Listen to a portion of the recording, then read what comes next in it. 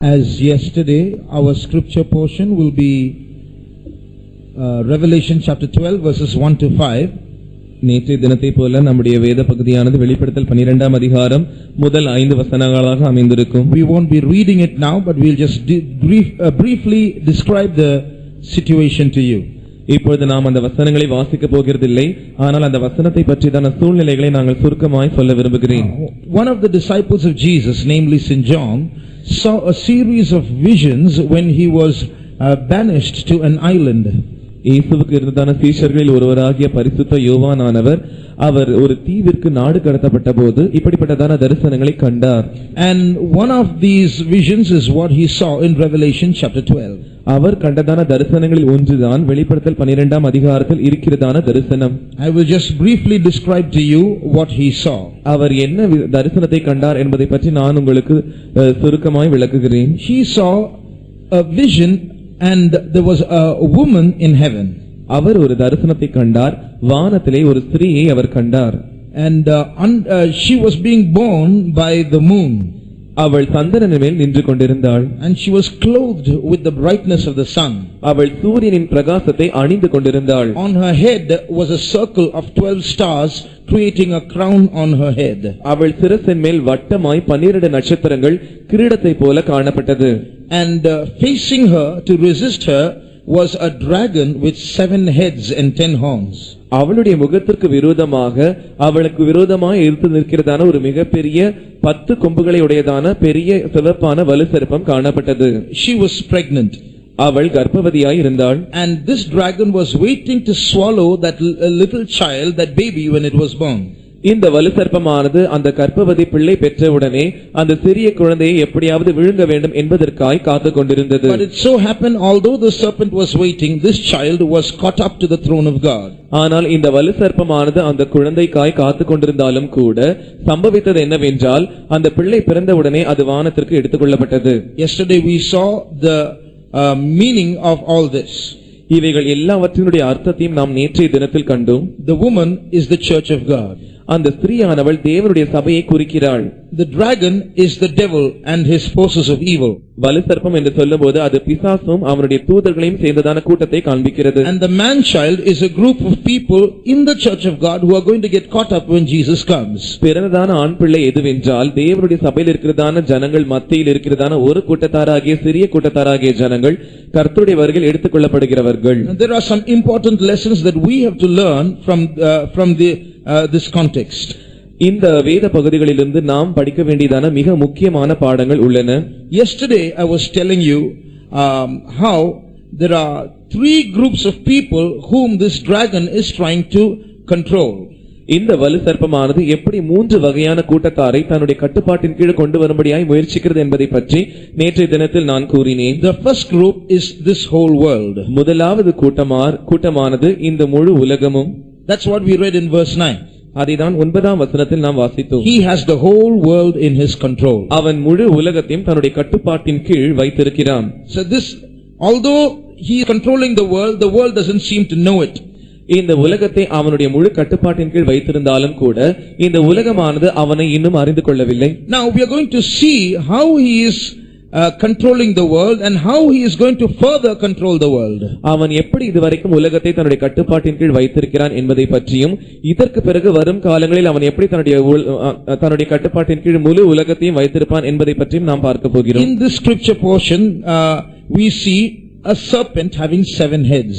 இந்த வேத பகுதியில் நாம் பார்க்கும்போது இந்த வலு சர்ப்பத்திற்கு 7 தலைகள் இருக்கிறதாய் நாம் பார்க்கிறோம். Now in the next chapter you see another animal with 7 heads.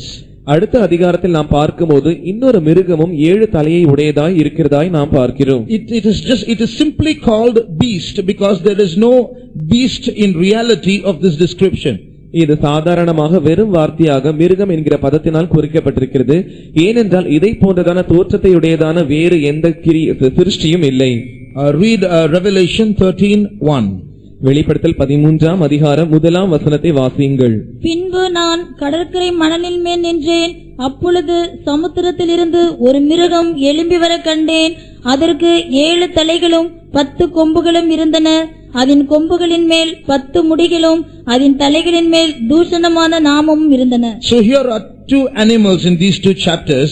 One is a serpent in mid-air, the other is an animal on the earth. இந்த இரண்டு அதிகாரங்களிலும் இரண்டு மிருகங்களை நாம் பார்க்கிறோம். முதலாவது அந்த மிருகமானது அது வானத்தில் காணப்படுகிறது. இந்த மிருகமானது அது அந்த சர்ப்பமானது வானத்தில் காணப்படுகிறது. இந்த மிருகமானது கடற்கரை அருகே காணப்படுகிறது. See, here we see a similarity between these animals. இந்த இரண்டு மிருகங்களுக்கும் இடையே இருக்கிறதான ஒரு ஒற்றுமையை நாம் பார்க்கிறோம். The serpent has 7 heads and 10 horns. This beast also has 7 heads and 10 horns. அந்த வலு சர்ப்பத்திற்கு 7 தலைகளும் 10 கொம்புகளும் இருந்தன.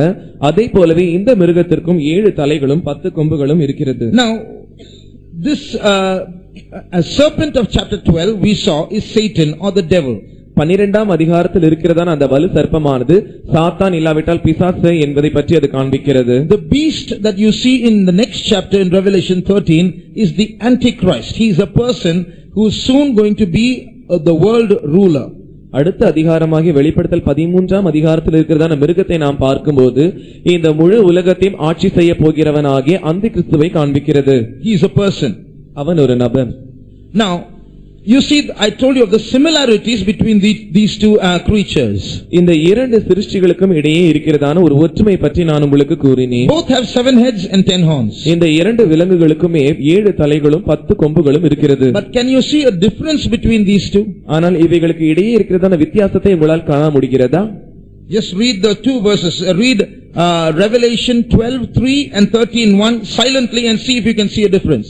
வெளிப்படுத்தல் 12ஆம் அதிகாரம் 3ஆம் வசனத்தையும் 13ஆம் அதிகாரம் 1ஆம் வசனத்தையும் அமைதியாக வாசித்து பாருங்கள். உங்களால் வித்தியாசத்தை காண முடிகிறதா என்று. Can anyone tell me what the difference is? இவைகளுக்கு இடையே இருக்கிறதான வித்தியாசங்கள் என்ன என்பதை பற்றி யாராவது சொல்ல முடியுமா? Both have 7 heads. அவைகள் இரண்டிற்குமே 7 தலைகள் இருக்கிறது. Both have 10 horns. அவைகள் இரண்டுக்குமே 10 கொம்புகள் இருக்கிறது. Both have crowns. அவைகளுக்கு மேல் கிரீடம் இருக்கிறது. But ஆனால் I can hear some whispers. See if you are right. I'll tell you the answer. So on the serpent the crowns are on the head. For the beast the crowns are on the horns. இந்த சர்ப்பத்திற்கு அதனுடைய முடிகளானது அதனுடைய தலையின் மேல் இருக்கிறது. ஆனால் இந்த மிருகத்திற்கோ அதனுடைய முடிகளானது அதனுடைய கொம்புகளின் மேல் இருக்கிறது. I'll repeat again. For the serpent it has crowns, but the crowns are on the head, 7 crowns. But for the beast the crowns are not on the head, it's on the horns, 10 of them. அந்த வலு சர்ப்பத்திற்கு 7 முடிகள் இருக்கிறது, 7 கிரீடங்கள். அவைகள் அதனுடைய தலையின் மேல் காணப்படுகிறது. ஆனால் இந்த மிருகத்திற்கோ அதனுடைய கிரீடங்களானது அதனுடைய கொம்புகளின் மேல் காணப்படுகிறது. What does this show? இது எதை காண்பிக்கிறது? Although it means something, spiritually it has meaning. இவைகளுக்கு வேறு ஏதோ அர்த்தம் இருந்தாலும் கூட ஆவிக்குரிய அர்த்தத்தில் ஆவிக்குரிய ரீதியில் ஒரு குறிப்பிட்ட அர்த்தம் இருக்கிறது. Crown on the head means ruling by subtlety. தலையின் மேல் கிரீடம் என்று சொல்லும்போது வஞ்சகத்தினால் ஆட்சி செய்வது. Crown on the horns means ruling by force. கொம்புகளின் மேல் கிரீடம் என்று சொல்லும்போது அது அடக்குமுறையினால் ஆட்சி செய்வது. So today the dragon in mid-air is ruling over the whole world as the god of this world by subtlety. இன்று வானத்திலே காணப்படுகிறதான அந்த வலு சர்ப்பமானது இன்றைய உலகத்தை முழு உலகத்தையுமே தன்னுடைய கட்டுப்பாட்டின் கீழ் வைத்திருப்பது அவனுடைய தந்திரத்தினால். That is why he is called the devil who deceives the whole world in verse 9 of chapter 12. எனவேதான் 9ஆம் வசனத்தில் நாம் பார்க்கும்போது உலகம் அனைத்தையும் மோசம் போக்குகிறதான பிசாசு என்கிற பெயரினால் அவன் அழைக்கப்படுகிறான். So that's why the crown is on his head. With his brains, with his wisdom, with his cunningness, with his subtlety, he is having the whole world in his grasp. எனவேதான் அவனுடைய கிரீடமானது அவனுடைய தலையின் மேல் இருக்கிறது. அவனுடைய மூளையினால், அவனுடைய தந்திரத்தால், அவனுடைய பல வகையான தந்திரமான திட்டங்களினால் அவன் இந்த முழு உலகத்தையுமே தன்னுடைய ஆட்சியின் கீழ் தன்னுடைய பிடியில் வைத்திருக்கிறான். But when the Antichrist comes, it won't be so much of wisdom, it will be more of force and compulsion. He's going to force everyone to submit to him or they are dead. ஆனால் அந்திகிறிஸ்துவானவன் இந்த உலகத்திற்கு ஆட்சிக்கு வரும்போது அவன் தன்னுடைய அறிவையோ ஞானத்தையோ மூளையோ பயன்படுத்தி ஜனங்களை ஆட்சி செய்ய மாட்டான். அவன் முற்றிலுமாய் ஜனங்களை பலம் பந்தம் பண்ணி அவர்களை நெருக்கடி செய்து அவர்கள் மேல் அடக்குமுறையான ஆட்சியை செலுத்துவான். அப்படி அந்த ஜனங்கள் கீழ்ப்படியாவிட்டால் அவர்கள் மரணம் அடைய வேண்டும். So today it's a hidden subtle rule, soon it's going to be an open forceful rule. எனவே இன்றைய நாட்களில் தந்திரமாக மறைமுகமாய் இருக்கிறதான இந்த ஆட்சியானது வரும் காலங்களில் அடக்குமுறை ஆட்சியாய் மாறப்போகிறது. Now we are going to see how this movement is going to take place. இந்த அசைவானது எப்படி மெதுவாய் கிரியை செய்கிறது என்பதை பற்றி நாம் பார்க்க போகிறோம். How is this serpent, the dragon, the devil deceiving the whole world? இந்த சர்ப்பமாகிய வலு சர்ப்பமாகிய பிசாசானவன் முழு உலகத்தையும் எப்படி மோசம் போக்குகிறான் என்பது, And how is he soon going to take the whole world by force? முழு உலகத்தையுமே எப்படி தன்னுடைய ஆட்சியின் கீழ் அடக்குமுறையினால் கொண்டு வரப்போகிறான் என்பதை பற்றி. Many years ago when I was a youth, அநேக வருஷங்களுக்கு முன்பாக நான் ஒரு வாலிபனாய் இருந்தபோது I was walking on a road called Mount Road in Chennai. சென்னையில் மவுண்ட் ரோடு என்கிறதான இடத்தில் நான் நடந்து போய் கொண்டிருந்தேன். And on the street side there was a snake charmer. He had a lot of snakes in many baskets. They were all closed. அங்கே வீதியின் அருகில் ஒரு பாம்பாட்டி இருந்தான். அவன் தன்னுடைய அருகே பல வகையான கூடைகளை வைத்து அதற்குள் பாம்புகளை வைத்திருந்தான். And he was inviting the public to come and say, I'm going to give you a snake show. அவன் அங்கே இருந்ததான எல்லா பொது ஜனங்களையும் அழைத்து நான் உங்களுக்கு பாம்புகளின் காட்சியை காண்பிக்க போகிறேன் என்று அனைவரையும் அழைத்தான். So people were gathering around him and he was advertising, I'm going to show you a snake that has 9 colors and I'm going to make a snake and a mongoose fight. All of you come and see. எனவே அங்கே இருந்ததான எல்லா ஜனங்களையும் அவன் விளம்பரப்படுத்தி அழைத்துக் கொண்டிருந்தான். என்னிடத்தில் 9 வகையான நிறமுள்ளதான பாம்பு இருக்கிறது, கீரியையும் பாம்பையும் வைத்து நான் சண்டையிட்டு உங்களுக்கு அந்த காட்சியை காண்பிக்க போகிறேன் என்றெல்லாம் அவன் அழைத்துக் கொண்டிருந்தான். And just to prove that there were snakes in the basket, he lifted one basket and showed that there was a snake in it and closed it again. அதை நிரூபிக்கும்படியாக அங்கே இருந்ததான பல வகையான கூடைகளில் ஒரு கூடையை திறந்து அதில் இருந்ததான பாம்பை வெளியே எடுத்து காண்பித்து ஜனங்களை அவன் நம்ப செய்து கொண்டிருந்தான். So people gathered around. எனவே ஜனங்கள் அவனை சுற்றி சூழ ஆரம்பித்தார்கள். Then he said, you all of you put some money. அப்பொழுது அவன் சொன்னான், நீங்கள் எல்லாரும் சில பணத்தை இங்கே போட வேண்டும் என்று. And he said, I'm going to show all the time, but he wasn't showing.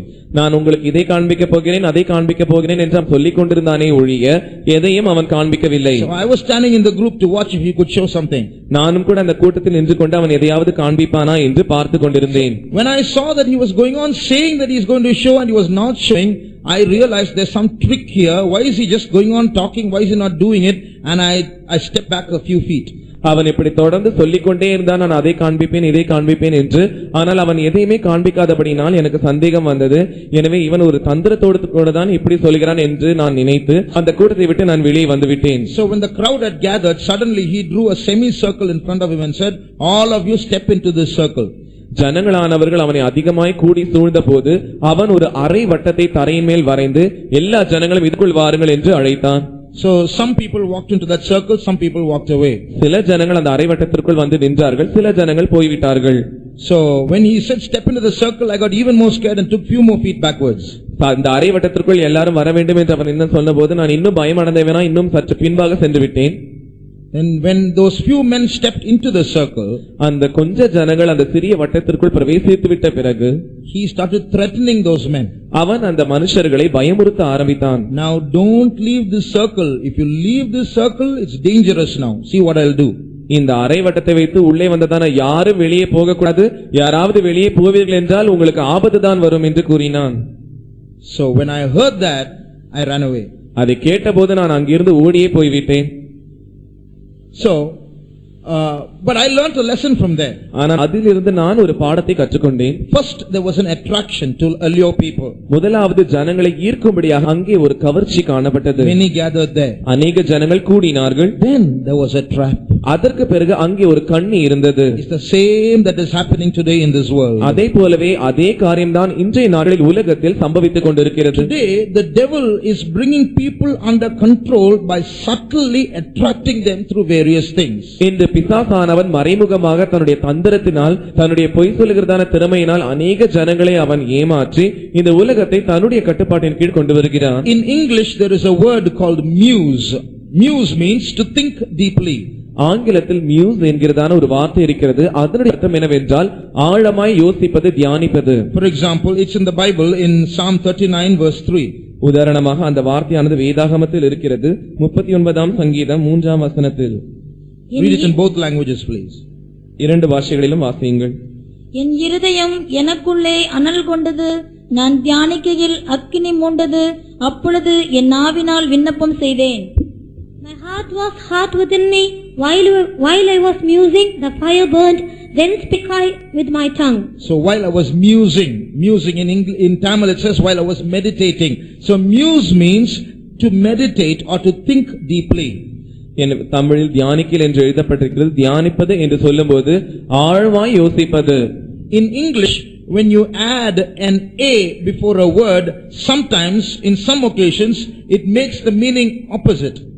ஆங்கிலத்தில் ஏதாவது ஒரு பதத்தோடு கூட ஏ என்கிறதான வார்த்தையை நாம் பயன்படுத்துவோம் என்றால் சில சூழ்நிலைகளில் சில சந்தர்ப்பங்களில் அது அந்த பதத்திற்குரியதான எதிர்மறையான பதமாய் மாறுகிறது. For example, a theist is a man who believes in God. A man who believes in God is called theist. உதாரணமாக ஆங்கிலத்தில் கடவுளை நம்புகிறதான ஒரு மனுஷன் theist என்று அழைக்கப்படுகிறான். But one who does not believe in God, you have to add an a, atheist. ஆனால் கடவுளை நம்பாததான ஒரு மனுஷனை பற்றி சொல்லப்படுகிறதான ஆங்கிலத்தின் பதம் atheist என்கிறதான வார்த்தை. In the same way, this word muse means to think deeply. If you add an a before it, amuse means not to think deeply. அதே போலவே muse என்கிறதான வார்த்தையானது ஆழமாய் யோசிப்பது என்று இருக்கிறது. ஆனால் அதனோடு கூட a என்கிறதான வார்த்தை நாம் சேர்த்து amuse என்று சொல்லும்போது it means don't think deeply. அதன் ஆழமாய் யோசிக்க வேண்டாம் என்பதனுடைய அர்த்தம்.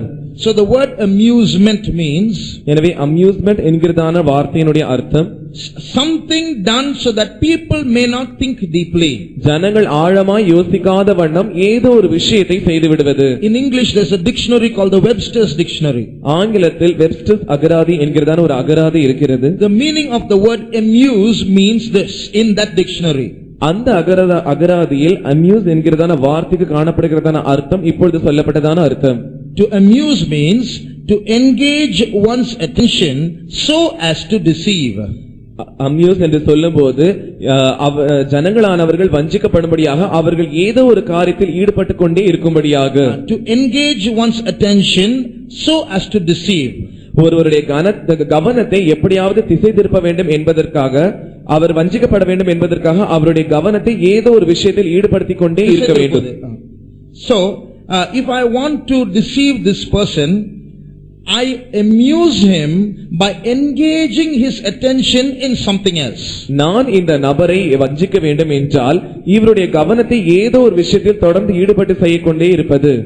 So the devil is amusing everyone in this world or distracting them from God, engaging their attention in so many other things just to deceive them from God. எனவே பிசாசானவன் இந்த உலகத்தில் இருக்கிற ஜனங்களானவர்கள் தேவனை பற்றி நினைக்க கூடாது, தேவனை பற்றி அறிந்து கொள்ளக்கூடாது என்பதற்காக அவர்களை இந்த உலகத்தின் விஷயங்களிலாலே அமிழ்த்துவிட்டு அவர்கள் தேவனை விட்டு திசை திருப்பப்பட வேண்டும் என்பதற்காக கிரியை செய்கிறதான காரியம். There are so many amusement parks in many cities. இன்று அநேக பட்டணங்களில் amusement park என்கிறதான பொழுதுபோக்கு பூங்கா இருக்கிறது. In Chennai you have a Disney World and you have Kishkinta and in Madurai you have Adisayam, so many things like that. Chennai பட்டணத்தில் Disney world என்றும் கிஷ்கிந்தா என்றும் இருக்கிறது. மதுரையில் அதிசயம் என்கிறதான ஒரு பொழுதுபோக்கு பூங்கா இருக்கிறது. In English they are called amusement parks. ஆங்கிலத்தில் அவைகள் amusement parks என்று அழைக்கப்படுகிறது. So the devil has placed these parks in this world simply to amuse the people or distract their attention from God. எனவே பிசாசானவன் இப்படிப்பட்ட பல வகையான பூங்காக்களை இந்த உலகத்தில் பல வகையான பட்டணங்களில் நிறுவி இருக்கிறான். ஏனென்றால் ஜனங்கள் தேவனை பற்றிதான நினைவே இல்லாமல் அவர்கள் கவனம் திசை திருப்பப்பட வேண்டும் என்பதற்காக. So through these amusement parks, எனவே இந்த பொழுதுபோக்கு பூங்காக்களின் மூலமாக, through the television, டிவியின் மூலமாக, through movies, சினிமா படங்களின் மூலமாக, through music, இசையின் மூலமாக, through fashions, நவநாகரிகங்களின் மூலமாக, even through sports, விளையாட்டின் மூலமாகவும் கூட, through electronic gadgets, எலக்ட்ரானிக் சம்பந்தப்பட்டதான பொருட்களின் மூலமாக, through accumulation of knowledge like the internet, அதிகமாக அறிவை சேர்த்துக் கொள்ள வேண்டும் என்பதற்காக இருக்கிறதான இன்டர்நெட், through new philosophies, புதிய தத்துவங்களின் வாயிலாக, and by various other means he is diverting people's attention so as to distract them from God. இன்னும் பல வகையான ஏதுக்களின் வாயிலாக எப்படியாவது ஜனங்களுடைய கவனத்தை திசை திருப்பி அவர்கள் தேவனை விட்டு வெளியே வந்துவிட வேண்டும் என்பதற்காக. So somehow or the other, whatever you like, he has it in this world to distract you, only to keep you away from God. எப்படியாவது நீங்கள் தேவனை விட்டு வழி விலகி தூரமாய் தவிர்க்கப்பட வேண்டும் என்பதற்காக உங்களுக்கு என்ன விஷயங்கள் எல்லாம் பிடித்ததாய் விருப்பமாய் இருக்கிறதோ அவைகளை அவன் இந்த உலகத்தில் வைத்திருக்கிறான். When a child cries, ஒரு சிறிய பிள்ளை அழும்போது it cries for a certain reason. அது ஒரு குறிப்பிட்ட காரணத்திற்காக அழுகிறது. But just to stop making it cry, the parent will show it a doll or give it some kind of a make some kind of a noise or distract it to somehow make it forget what it is crying for and laugh. அந்த குழந்தை அழுவதை நிறுத்த வேண்டும் என்பதற்காக அந்த குழந்தையின் பெற்றோர் அதற்கு ஏதாவது ஒரு பொம்மையோ இல்லாவிட்டால் அதனுடைய கவனத்தை திசை திருப்ப வேண்டும் என்பதற்காக ஏதோ ஒரு ஒலியோ எழுப்பி அந்த பிள்ளை எதற்காக அழுகிறதோ அதை மறக்க வேண்டும் என்பதற்காக அப்படி செய்கிறார்கள். But what happens is, we human beings also are distracted like that by the devil. ஆனால் சம்பவிக்கிறது என்னவென்றால் மனுஷர்களாகிய நாமும் கூட அதே விதத்தில் தான் பிசாசினால் வஞ்சிக்கப்படுகிறோம். We are all made for God. நாம் யாவரும் தேவனுக்கென்றே சிருஷ்டிக்கப்பட்டவர்கள். Every human being in this world is made for God. இந்த உலகத்தில் இருக்கிற ஒவ்வொரு மனித பிறவியும் இந்த தேவனுக்காக சிருஷ்டிக்கப்பட்டது. But how many are thinking about God? ஆனால் எத்தனை பேர் தேவனை பற்றி நினைவு கொள்ளுகிறார்கள்? So many are obsessed and crazy about so many other things apart from God. அநேகர் தேவனை பற்றியதான விஷயத்தை தவிர பல வகையான விஷயங்களில் அவர்கள் மிகவும் அதிகமாய் தாக்கப்படுகிறார்கள். அதிகமாய் அதை பற்றி நினைக்கிறார்கள். அதன் மேல் வெறி கொண்டவர்களாய் இருக்கிறார்கள். So they have been deceived, or they are being amused by the devil. அவர்கள் பிசாசினால் அவர்கள் ஏமாற்றப்படுகிறார்கள். அவனால் அவர்கள் தந்திரமாய் ஏமாற்றப்படுகிறார்கள். If you turn to Ephesians chapter 2 and read verse 2, எபேசியர் 2ஆம் அதிகாரம் 2ஆம் வசனத்திற்கு நீங்கள் வேதங்களை திருப்பும்போது, அவைகளில் நீங்கள் முற்காலத்திலே இவ்வுலக வழக்கத்திற்கேற்றபடியாகவும் கீழ்ப்படியாமை பிள்ளைகளிடத்தில் இப்பொழுது கிரியை செய்கிற ஆகாயத்து அதிகார பிரபுவாகிய ஆவிக்கேற்றபடியாகவும் நடந்து கொண்டீர்கள். In English, that Tamil word உலக வழக்கத்துக்கேற்றபடி, in English is written, they are going according to the course of this world. தமிழில் அது உலக வழக்கத்தின்படி என்று எழுதப்பட்டிருக்கிறது. ஆனால் ஆங்கிலத்தில் உலகத்தார் எந்த வழியாய் போகிறார்களோ அந்த வழியாய் என்று எழுதப்பட்டிருக்கிறது. The word course means a path, a particular route. You take a particular course. Course என்று சொல்லும்போது அதனுடைய தமிழ் அர்த்தமானது ஒரு குறிப்பிட்ட பாதை. ஆங்கிலத்தினுடைய அர்த்தம். So the word course means many things. One meaning is a path. Course என்கிறதான வார்த்தைக்கு பல வகையான அர்த்தங்கள் இருக்கிறது. அதில் ஒரு அர்த்தம் ஒரு பாதை. So the whole world is taking a particular course, is what this verse says. இந்த வசனமானது முழு உலகமுமே ஒரு குறிப்பிட்ட பாதையில் சென்று கொண்டிருக்கிறது என்று சொல்லுகிறது. What does that mean? இதனுடைய அர்த்தம் என்ன? See, there is a way to control crowds. ஜனக்கூட்டத்தை அடக்கும்படியாக ஒரு வழி இருக்கிறது. Today you look at the newspapers, the mass media, like the television and so on. They are able to provide news to the whole country or the whole world, and they can they have the power to twist the minds of people as they like. இந்த செய்தித்தாள்களை நீங்கள் பார்ப்பீர்கள் என்றால், இல்லாவிட்டால் பல வகையான செய்தி தொடர்புகளுடைய சாதனங்களை நீங்கள் பார்ப்பீர்கள் என்றால், அவைகள் எல்லாம் இந்த முழு உலகத்திற்கும் செய்தி கொடுப்பதின் மூலமாகவும் ஜனங்களின் மனதை திருப்பக்கூடியதாய் இருக்கிறது. Through movies, through television shows, we don't realize it, but so many kinds of philosophies and so many kinds of cultures are being injected into us without our knowing. Cinema படங்களின் வாயிலாகவும் தொலைக்காட்சியில் காண்பிக்கப்படுகிறதான படங்களின் வாயிலாகவும் அநேக வகையான தத்துவங்கள் ஜனங்களுடைய மனதிற்குள் புகுத்தப்படுகிறது. அநேக வகையான பழக்கங்கள், அநேக வகையான நாகரிகங்கள் ஜனங்களுடைய மனதில் புகுத்தப்படுகிறது. See, when Jesus was arrested and he was being interrogated, இயேசுவானவர் கைது செய்யப்பட்டு அவர் விசாரிக்கப்பட்ட போது there was a crowd of people there, அங்கே ஒரு கூட்ட ஜனங்கள் இருந்தார்கள். and they were all shouting, crucify him, crucify him. அவர்கள் யாவரும் அவரை சிலுவையில் அறைய வேண்டும், சிலுவையில் அறைய வேண்டும் என்று கூச்சலிட்டுக் கொண்டிருந்தார்கள். What did he do so that they might all with one accord shout, crucify him? அவர்கள் எல்லாரும் அவரை சிலுவையில் அறைய வேண்டும், சிலுவையில் அறைய வேண்டும் என்று சொல்வதற்காக இயேசு அப்படி என்னதான் செய்துவிட்டார்? The Bible says the chief priests stirred up the people and made them shout. வேதம் சொல்லுகிறது பிரதான ஆசாரியர்கள் ஜனங்களை ஏவி விட்டு அவர்களை கூச்சலிட செய்தார்கள் என்று. So what happened was these chief priests were able to convince the minds of these people and turned them against Jesus, so that the whole crowd uniformly started shouting as though it was a slogan, "Crucify him, crucify him." எனவே சம்பவித்தது என்னவென்றால், இந்த பிரதான ஆசாரியர்கள் எல்லா ஜனங்களுடைய மனதையும் மாற்றி அவர்களை ஏவிவிட்டபடினால் அங்கு இருந்ததான முழு கூட்டமுமே ஒரே வாரியாக எல்லாரும் ஒரே கூச்சலாக இவரை சிலுவையில் அறைய வேண்டும் என்று அவர்கள் ஒரு ஸ்லோகனை போல கூறினார்கள். Just like the snake charmer can draw snakes behind him by just blowing a tune with his instrument, the devil is drawing the whole world after him through his subtlety. எப்படி பாம்பாட்டியானவன் தான் வைத்திருக்கிறதான மகுடியினால் அந்த பாம்பை ஆட செய்கிறானோ, அதே போல சாத்தானும் குன்னடை தன்னுடைய தந்திரத்தினால் உலகத்தில் இருக்கிற ஜனங்களை தன் பின்பாக வரும்படியாய் செய்து விடுகிறான். So now the whole world, being enticed by his subtlety and being amused by him, they're all following him without knowing it. எனவே முழு உலகமும் அவனுடைய நய வசனத்தினால் வஞ்சிக்கப்பட்டிருக்கிறது, ஈர்க்கப்பட்டிருக்கிறது. அதே நிமித்தமாக அவர்கள் அவன் நிமித்தமாக ஆழமாய் யோசிக்க கூடாதவர்களாய் அவனுடைய தந்திரத்தில் விழுந்து கிடக்கிறார்கள். Dear brother, dear sister, that's why we are very strict in our church about these things. அருமையான சகோதரனே சகோதரி, இதன் காரணமாக தான் நாங்கள் எங்கள் சபைகளில் சில விஷயங்களை குறித்து மிகவும் கண்டிப்புள்ளவர்களாய் இருக்கிறோம். Some young people always keep asking questions. What's wrong with this? What's wrong with watching TV? What's wrong with wearing this? What's wrong with going here? What's wrong with going there? They think we are too strict and we are tying them up and they are not able to enjoy life properly. சில வாலிப ஜனங்கள் இப்படி எங்களை பார்த்து கேள்வி கேட்கிறவர்களாய் இருக்கிறார்கள். இதை செய்தால் என்ன தவறு, அதை செய்தால் என்ன தவறு, இங்கே போனால் என்ன தவறு, அங்கே போனால் என்ன தவறு, இதை உடுத்துவதனால் என்ன தவறு, அதை பார்ப்பதினால் என்ன தவறு என்று ஏதோ நாங்கள் அவர்களை எந்த காரியத்தையுமே அனுபவிக்க கூடாது, நாங்கள் அவர்களை கட்டி வைத்திருக்கிறோம் என்பதை போல, எங்கள் வாழ்க்கையை நீங்கள் அனுபவிக்கவே விடுகிறதில்லை என்பதை போல அவர்கள் கேள்வி கேட்கிறார்கள். The reason we say no to so many things is we don't want to get you to get amused by the devil and be deceived and fall into his trap. அநேக காரியங்களை நாங்கள் வேண்டாம் என்று சொல்வதனுடைய காரணம் என்னவென்றால், பிசாசானவன் வைத்திருக்கிறதான கண்ணில் நீங்கள் மாட்டிக்கொண்டு அதே நிமித்தமாக நீங்கள் தேவனை நினைக்காமல் இருக்கக்கூடாது, அவனுடைய கண்ணில் நீங்கள் போய் விழுந்து விடக்கூடாது என்பதற்காகவே நாங்கள் அவைகளை வேண்டாம் என்று சொல்லுகிறோம். So just like I met that snake charmer on the roadside, and he was inviting everyone for the snake show and then later threatened them and said they should not go away.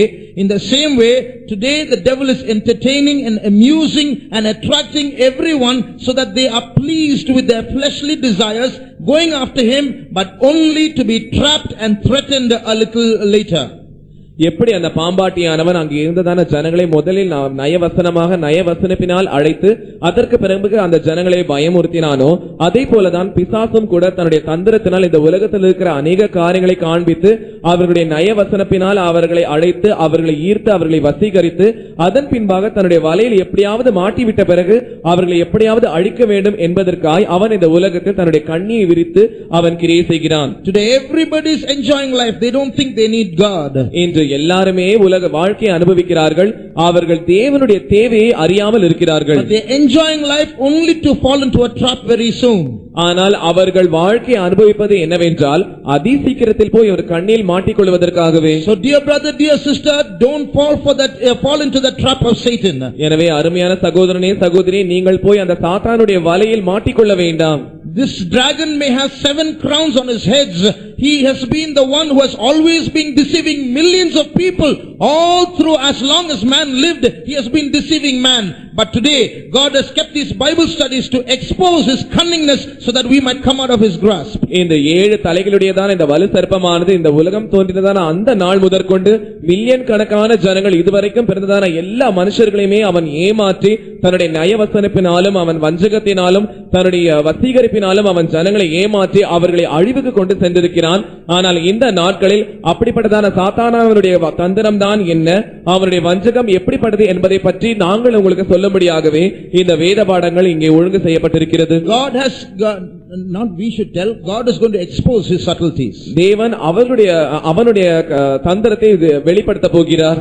So God is showing us how to come out of his grasp and how not to fall prey to his subtleties. எப்படி அவனுடைய பிடியிலிருந்து வெளியே வர வேண்டும், அவனுடைய தந்திரங்களுக்கு நாம் எப்படி இரையாகாமல் இருக்க வேண்டும் என்பதை பற்றி தேவனே நமக்கு சொல்லுகிறார். So entertaining everyone and amusing everyone, he slowly dragging them towards the tribulation period. எனவே ஒவ்வொரு மனுஷனுமே பொழுதுபோக்கினால் அந்த அம்சங்களினால் அவர்களை வசீகரித்து ஆழமாய் யோசிக்காமல் இருக்கும்படியாக அவர்களை செய்துவிட்டு அதற்கு பிறகு அவன் அவர்களை ஏமாற்றப் போகிறான். So this dragon with 7 crowns on his heads is slowly alluring everyone and finally push them into the regime of the Antichrist or the beast with 10 crowns on the horns.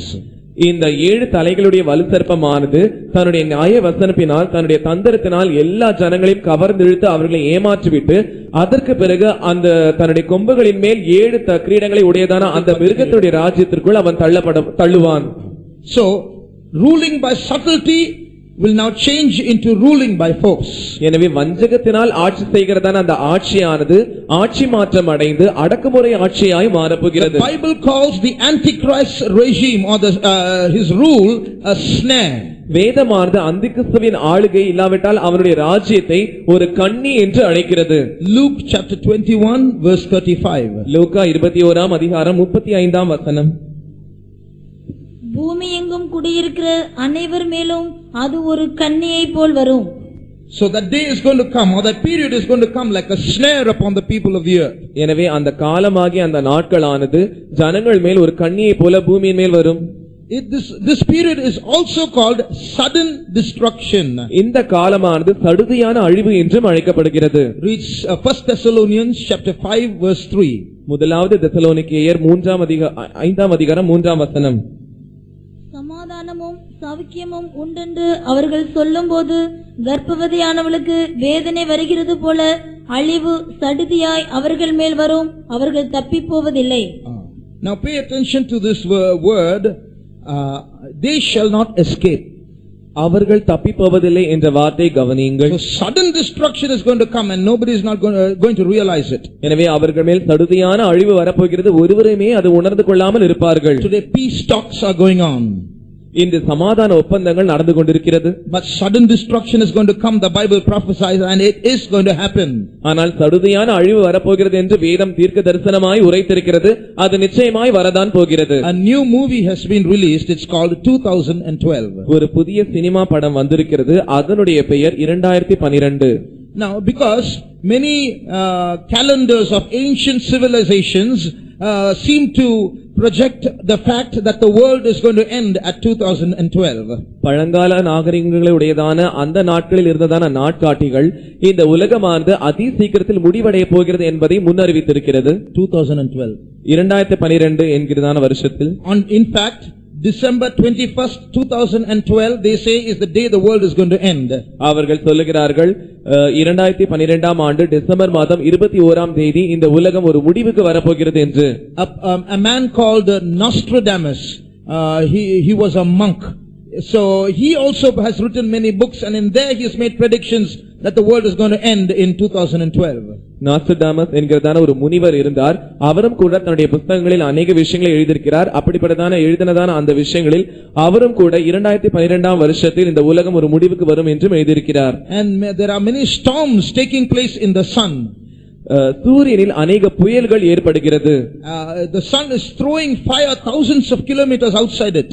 சூரியனானது தனக்குள் இருக்கிறதான அந்த வெப்பமாகிய அக்கினியை பல்லாயிரக்கணக்கான கிலோமீட்டர்களுக்கு தூரமாக வீசி இருக்கிறது. And it's going to increase and achieve a height at 2012, scientists say. அந்த solar storms, அந்த காந்த புயல்களானது அதிகமாக அதிகரித்து 2012ஆம் வருஷத்தில் மிகவும் அதிகமாய் அதிகரிக்கும் என்று சொல்லப்பட்டிருக்கிறது. அது உச்சக்கட்டத்தை அடையும், அதனுடைய உச்ச நிலையை அடையும் என்று. Finally, so all these things point to a big holocaust or big destruction in 2012. எனவே கடைசியாக இந்த எல்லா விஷயங்களுமே 2012ஆம் வருஷத்தில் மிகப்பெரியதான அழிவை ஏற்படுத்த போகிறது. Now the Bible says clearly the world is not going to be destroyed in 2012, but there's going to be a big not wholesale destruction but a partial destruction. இந்த உலகமானது 2012ஆம் வருஷத்தில் அழிய போகிறது என்று வேதம் சொல்லவில்லை. முழுவதுமாக உலகமானது ஒரே நாளில் அழிந்துவிடும் என்று சொல்லவில்லை. ஆனால் அழிவுகள் காணப்படும் என்று வேதம் முன்னறிவிக்கிறது. Partial destruction, பகுதியான அழிவுகள். So the prediction that the world is going to end is wrong. உலகமானது முடிவுக்கு வரப்போகிறது என்கிறதான அந்த முன் அறிவிப்பு தவறானது. But there will be big destruction. ஆனால் பெரிய அழிவுகள் கண்டிப்பாய் வரும். And to point out that it will take place in December 21st is wrong, on 2012 is wrong. 2012ஆம் ஆண்டு டிசம்பர் மாதம் 21ஆம் தேதி தான் அது வரும் என்று சொல்லுவதும் தவறு. But we are very sure it's going to be very soon. ஆனால் அதி சீக்கிரத்தில் அது சம்பவிக்கும் என்பதை பற்றி நாங்கள் நிச்சயமாய் சொல்ல முடியும். So terrible things are going to take place very soon. எனவே அதி சீக்கிரத்தில் பயங்கரமான காரியங்கள் சம்பவிக்க போகிறது. But you know how the movie ends? அந்த சினிமா படம் எப்படி முடிவடைகிறது என்று உங்களுக்கு தெரியுமா? I didn't see the movie, somebody told me. நான் அந்த படத்தை பார்க்கவில்லை, யாரோ ஒருவர் சொன்னார்கள். They said, because the world gets destroyed and big floods take place and the whole earth shifts in a different direction, volcanoes erupt, people die by the millions, and finally, just like Noah escaped in his ark, a huge ship, there is a huge ship and all the big shots in the world, all the presidents and big officials get into the ship and escape. அந்த படத்தில் இந்த உலகமானது மிகப்பெரிய பூமி அதிர்ச்சியினால் இங்கும் அங்குமாக அதிகமாக அசைகிறது, பூமியானது குலுங்குகிறது, அது நிமித்தமாக எரிமலைகள் வெடித்து சிதறுகிறது, அக்னி பிழம்புகள் வருகிறது, உலகமானது மகா பெரிய பாதிப்புகளுக்கு உள்ளாகிற போது இந்த உலகத்தில் மில்லியன் கணக்கான ஜனங்கள் அதிகமாய் மரித்து விடுகிறார்கள். அப்படி இந்த உலகத்தில் இப்படி பல வகையான அழிவுகள் ஏற்பட்டு கொண்டிருக்கும் போது இந்த உலகத்தில் இருக்கிறதான மகா பெரிய அரசியல் தலைவர்கள், பிரபலமானவர்கள், முக்கியமான புள்ளிகள், இவர்கள் யாவருமே நோவாவின் காலத்தில் அந்த பேழில் எப்படி நோவா தப்பித்தாரோ அதே போல இவர்களும் ஒரு கப்பலை செய்து அதில் தப்பித்து போவதாய் படம் முடிவடைகிறது. But the truth is, this verse says they shall not escape. There is no escape. ஆனால் உண்மை என்னவென்றால் இந்த வசனம் கூறுவதை போல அவர்கள் தப்பி போவதில்லை. People in those days are going to be trapped. அந்த நாட்களில் இருக்கிற ஜனங்கள் கண்ணியில் மாட்டிக்கொள்வார்கள். The only way of escape is Jesus. தப்பி போவதற்கு இருக்கிறதான ஒரே ஒரு வழி இயேசு. So be warned, the devil is entertaining everyone only to lay a trap for them in the future. இந்த பிசாசானவன் உலகத்தில் இருக்கிற ஒவ்வொருவருமே அவனுடைய கண்ணில் சிக்க வைக்க வேண்டும் என்பதற்காகவே பொழுதுபோக்கின் அம்சங்களின் மூலமாய் அவர்களை மாற்றுகிறான். Today many people do not know that the world is going to face terrible destruction. இன்று உலகத்தில் இருக்கிற அநேக ஜனங்கள் இந்த உலகமானது ஒரு பெரிய அழிவை சந்திக்க போகிறது என்பதை பற்றி அறியாமல் இருக்கிறார்கள். But as the whole world watches these movies, this movie is going to either warn them or it is going to become a judgment for them. இந்த உலகத்தில் அநேக ஜனங்கள் அந்த படத்தை பார்த்து கொண்டிருக்கிறார்கள். ஒன்று இந்த படத்தினால் அவர்கள் either they will realize the world is going to end and search for some kind of a relief, or they will just ignore it and laugh at it, and this will become a judgment for them. இந்த உலகமானது ஒரு பெரிய முடிவுக்கு வரப்போகிறது என்பதை பற்றி அவர்கள் நினைத்து ஏதாவது ஒரு வழியை கண்டுபிடிக்க வேண்டும் என்று அவர்கள் கிரியை செய்வார்கள். இல்லாவிட்டால் இந்த படம் கூறுகிற காரியங்கள் எல்லாம் கேலியும் கிண்டலுமா இருக்கிறது என்று அவர்கள் கிண்டல் செய்துவிட்டு இந்த உலகம் அழியும் போது அவர்களும் சேர்ந்து அழிந்து விடுவார்கள். No, this movie will become a judgment for them. இந்த சினிமா படமே அவர்களுக்கு ஒரு பெரிய நியாய தீர்ப்பாய் மாறிவிடும். So they shall not escape. எனவே அவர்கள் தப்பி போவதில்லை. So the devil is laying a trap for everyone. எனவே இந்த உலகமானது பிசாசானவன் இந்த உலகத்தில் இருக்கிற ஒவ்வொருவருக்கும் ஒரு வலையை விரித்து வைத்திருக்கிறான். God has brought you here so that you might know the subtlety of Satan and the forceful ways of the Antichrist, so that you might escape both and come into the freedom that is in Jesus Christ. சாத்தானுடைய தந்திரத்தை நீங்கள் அறிந்து கொள்ளும்படியாகவும் அந்திகிறிஸ்துவினுடைய அடக்குமுறை ஆட்சிகளை பற்றியும் நீங்கள் அறிந்து கொள்ளும்படியாகவும் இந்த இரண்டிற்கும் நீங்கள் தப்பித்து அவனுடைய வலையிலிருந்து நீங்கள் வெளியே வந்து இயேசு ராஜா வைத்திருக்கிறதான விடுதலை வந்து நீங்கள் அறிந்து கொள்ளும்படியாகவும் இந்த கூட்டங்கள் உங்களுக்காக இருக்கிறது. Shall we close our eyes for a moment? ஒரு நிமிஷம் நாம் யாவரும் நம்முடைய கண்களை மூடுவோம். All the people in this area, in the city, should come to know about Jesus. இந்த பகுதியில் இருக்கிறதான எல்லா மக்களும், இந்த பட்டணத்தில் இருக்கிறதான எல்லா ஜனங்களும் இயேசுவை பற்றி அறிந்து கொள்ள வேண்டும். They should all come out of the amusement of the serpent. அவர்கள் யாவருமே பிசாசினுடையதான அந்த தந்திரத்திலிருந்து வெளியே வர வேண்டும். They should not fall into the hands of the Antichrist. அவர்கள் அந்திகிறிஸ்துவின் கைகளில் போய் விழுந்து விடக் கூடாது. They should not get trapped by him. அவர்கள் அவனால் சிக்க வைக்கப்படக்கூடாது. The Lord should save everyone in this city. தேவனானவர் இந்த பட்டணத்தில் இருக்கிற ஒவ்வொருவரையும் ரட்சிக்க The வேண்டும். Lord should bring them all into this truth. அவர்கள் யாவரையும் இந்த சத்தியத்திற்குள் கொண்டு வர For that வேண்டும். we are going to offer 100 praises to God. அதற்காக நாம் தேவனுக்கு 100 ஸ்தோத்திரங்களை ஏறெடுக்க போகிறோம். Shall we all praise God? நாம் யாவரும் தேவனை ஸ்தோத்திரம் பண்ணுவோமா? We all have a responsibility. கூற வேண்டும். Now by praising God, God's power should visit them. நாம் யாவரும் தேவனை ஸ்தோத்திரிப்போம். Stotra, stotra, stotra, stotra. Praise you, Jesus. Stotra, stotra, stotra, stotra, stotra. Praise you, Jesus. Praise you, Jesus. Praise you, Jesus. Thank you, Lord. Thank you, Jesus. Thank you. Praise you, Jesus. Praise you, praise you, praise you, Lord. Stotra, stotra, stotra, stotra.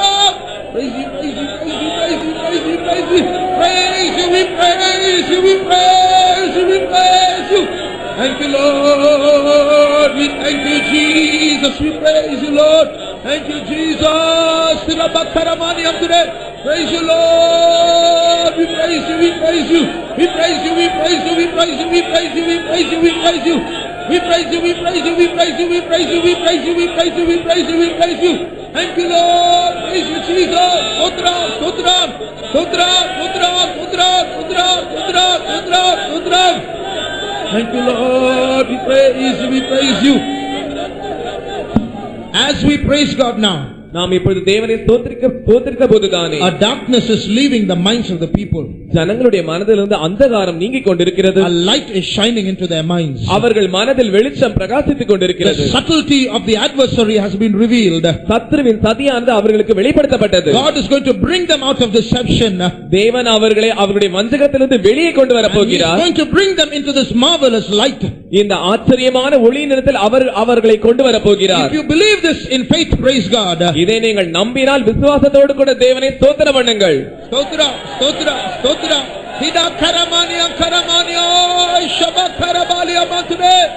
Thank you, Lord. We thank you, Jesus. We praise, we praise, we praise, we praise, we praise, we praise you.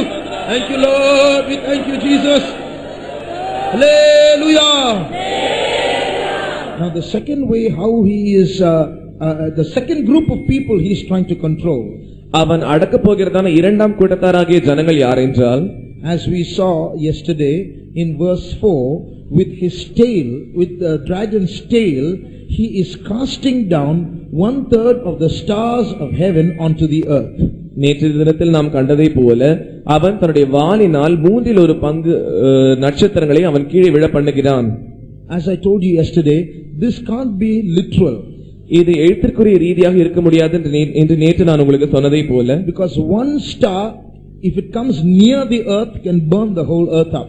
ஏனென்றால் ஒரு நட்சத்திரமாவது இந்த பூமிக்கு வெகு அருகில் வரும் என்றால் அது முழு பூமியையுமே எரித்துவிடக்கூடியதா இருக்கிறது. So many stars falling on the earth is not literally possible, so this is spiritual. எனவே अनेक நட்சத்திரங்களானது பூமி மேல் விழுவது என்பது அது எழுத்திற்குரிய ரீதியில் சாத்தியமானது அல்ல. எனவே இது ஆவிக்குரிய ரீதியில் அமைந்திருக்கிறது. So how do we interpret this? இதை நாம் எப்படி வியாக்கியானம் செய்வது? There are many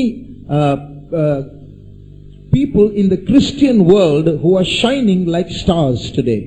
இந்த கிறிஸ்தவ உலகத்தில் अनेक ஜனங்கள் நட்சத்திரங்களைப் போல பிரகாசிக்கிற ஜனங்கள் இருக்கிறார்கள். But there is one thing missing in them. ஆனால் அவர்களுக்குள் ஒரு காரியம் இல்லை. What makes them susceptible to the drawing of to their fall by the tail of the devil? அவர்கள் கீழே விழும்படியாக பிசாசுடைய வாளினால் அவர்கள் விழும்படியாக அவர்களுக்குள் காணப்படுகிறதான நிலை தோங்குகிற காரியம் என்ன? What is the weakness in them? அவர்களுக்குள் இருக்கிறதான பலவீனம் என்ன?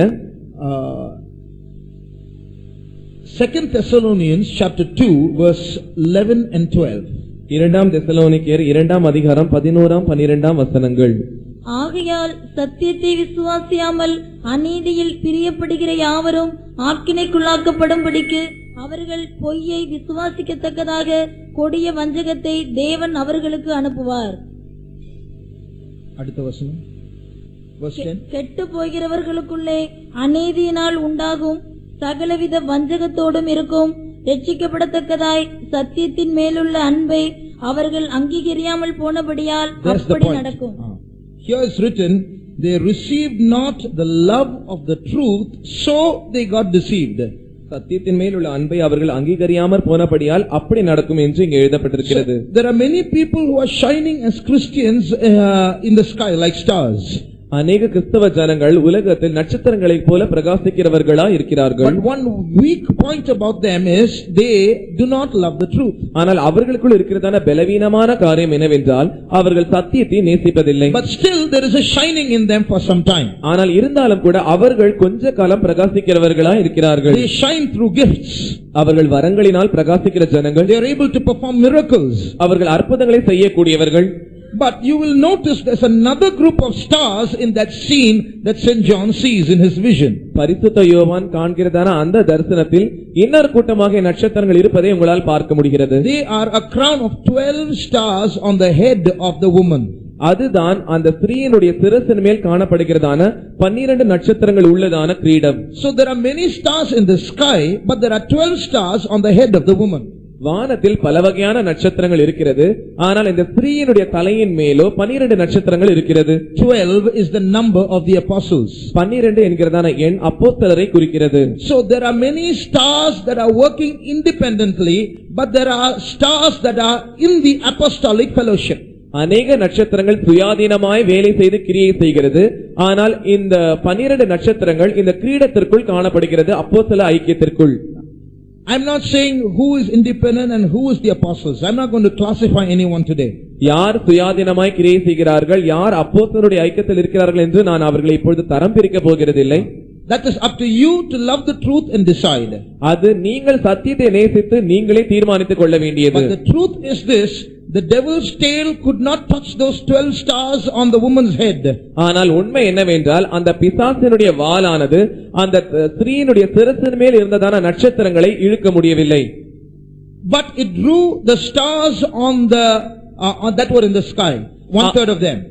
ஆனால் வானத்தில் இருந்ததான அந்த நட்சத்திரங்களை அதனுடைய வால் இழுத்து தள்ளினது. So through wrong teachings, through false doctrines, the devil will deceive one group of Christians. எனவே தவறான போதனைகளின் மூலமாக, பொய்யான உபதேசங்களின் மூலமாக இந்த சாத்தானானவன் உண்மையான கிறிஸ்தவர்களையும் அவன் வஞ்சிக்கிறான். The Bible says that in the last days people will not endure sound doctrine. வேதம் சொல்லுகிறது கடைசி நாட்களில் ஜனங்கள் ஆரோக்கியமான உபதேசத்திற்கு செவி கொடுக்க மாட்டார்கள் என்று. They don't want preachers to preach deep things. ஆழமான காரியங்களை போதிக்கிறதான போதகர்களை அவர்கள் விரும்ப மாட்டார்கள். They do not want preachers to be strict. போதகர்கள் அவர்கள் மேல் கண்டிப்பா இருக்கிறதை அவர்கள் விரும்பவே மாட்டார்கள். You preach anything shallow, allow us to do what we like, live as we like. மேலோட்டமாய் நீங்கள் எதை வேண்டுமானாலும் பிரசங்கம் செய்து கொள்ளலாம், எங்களுடைய வாழ்க்கையில் அதன் மூலமாக எங்களுக்கு விருப்பமான காரியங்களை நாங்கள் எங்கள் இஷ்டத்திற்கு செய்ய முடியாது. You can read that in 2 Timothy chapter 4 verse 3. 2 தீமோத்தேயு 4ஆம் அதிகாரம் 3ஆம் வசனத்தில் நாம் அந்த காரியத்தை படிக்கிறோம். ஏனென்றால் அவர்கள் ஆரோக்கியமான உபதேசத்தை பொறுக்க மனதில்லாமல் செவித்தின உள்ளவர்களாகி தங்கள் சுய இச்சைகளுக்கேற்ற போதகர்களை தங்களுக்கு திரளாக சேர்த்துக்கொண்டு So what's written here? இங்கே என்ன எழுதப்பட்டிருக்கிறது? When anyone speaks something deep or strict or strong, the ears start itching. யாராவது அவர்களுக்கு ஏதோ ஒரு ஆழமான விஷயத்தை, இல்லாவிட்டால் கண்டிப்பான விஷயத்தை, இல்லாவிட்டால் பலமுள்ள விஷயத்தை அவர்களுக்கு சொல்லுவார்கள் என்றால் அவர்கள் செவிகளானது அரிக்க ஆரம்பிக்கிறது. So immediately they don't want them, because it is the preaching is against their lust. உடனே அவர்கள் அதன் மேல் விருப்பப்படாமல் எங்களுக்கு இது வேண்டாம் என்று சொல்கிறார்கள். ஏனென்றால் அவர்களுடைய போதனைகளானது அவர்களுடைய இச்சைகளை தடை செய்கிறது. So if someone comes and says, don't dress with costly clothes, you must be dressed simply, Christianity is the religion of simplicity, then you won't like it. எனவே யாராவது ஒருவர் வந்து அவர்களிடத்தில் சொல்லுவார்கள் என்றால், இப்படி விலையேறப்பெற்ற வஸ்திரங்களை நீங்கள் உடுத்த வேண்டாம், விலையேறப்பெற்ற வஸ்திரங்களை நீங்கள் தரித்துக் கொள்ள வேண்டாம் என்று சொல்லி, ஏனென்றால் கிறிஸ்தவர்களாகிய நீங்கள் கிறிஸ்தவ மார்க்கம் எளிமையின் மார்க்கம், கிறிஸ்தவ மார்க்கமானது எளிமையின் மார்க்கமா இருக்கிறபடினால் நீங்கள் எளிமையாய் உடுத்த வேண்டும் என்று அவர்களிடத்தில் சொல்லப்பட்டால் they won't like it. அவர்கள் அதன் மேல் விருப்பம் கொள்கிறதில்லை. At the same time, if another preacher comes and says, who said you should dress simply? We Christians should dress grandly. They should know, others should know we are the children of God and God has blessed us. If we dress simply, others won't know God has blessed us. If you dress grandly, others will know God has blessed us. Oh, that's a beautiful sermon. வேறு யாராவது ஒருவர் வந்து, யார் இப்படி எளிமையாய் உங்களை உடுத்த சொன்னது? நாம் எளிமையாய் உடுத்த வேண்டிய அவசியம் இல்லை, விலையேற பெற்ற வஸ்திரங்களை, ஆடம்பர வஸ்திரங்களை உடுத்தலாம். அதன் மூலமாக நாம் ஆடம்பர வஸ்திரங்களை உடுத்தும் போது பார்க்கிறதான மற்றவர்கள் கர்த்தர் நம்மை ஆசீர்வதித்திருக்கிறார் என்று நினைப்பார்கள். நாம் அப்படி ஆடம்பரமாய் உடுத்தாமல் எளிமையாய் உடுத்தினால் கர்த்தர் நம்மை ஆசீர்வதிக்கவில்லை என்றுதான் நினைப்பார்கள். கர்த்தர் நம்மை ஆசீர்வதித்திருக்கிறார் என்று மற்ற ஜனங்கள் அறிந்து கொள்ளும்படியாக நீங்கள் ஆடம்பரமாகவே நன்றாய் உடுத்தலாம் என்று சொன்னால், Oh, that's a beautiful sermon. இது ஒரு அழகான பிரசங்கம் என்று கூறுவார்கள். So you see, both are being spoken from the same stage, both are very attractive, both seem sensible. One is right, the other is deceptive. இரண்டு பிரசங்கங்களுமே ஒரே மேடையிலிருந்து தான் செய்யப்படுகிறது. இரண்டு பல வகையான நபர்களினால் இது செய்யப்படுகிறது. ஆனால் ஒரு பிரசங்கம் தவறாய் இருக்கிறது, மற்றொரு பிரசங்கம் சரியா இருக்கிறது. One is the truth, one is deception. ஒன்று சத்தியம், மற்றொன்று வஞ்சகம். So how do we know which is the truth? எது சத்தியம் என்று நாம் எப்படி அறிந்து கொள்வது? Both are being preached by Christians. அந்த இரண்டு காரியங்களுமே கிறிஸ்தவர்கள் மூலமாக தான் பிரசங்கம் செய்யப்படுகிறது. For this we need to love the truth.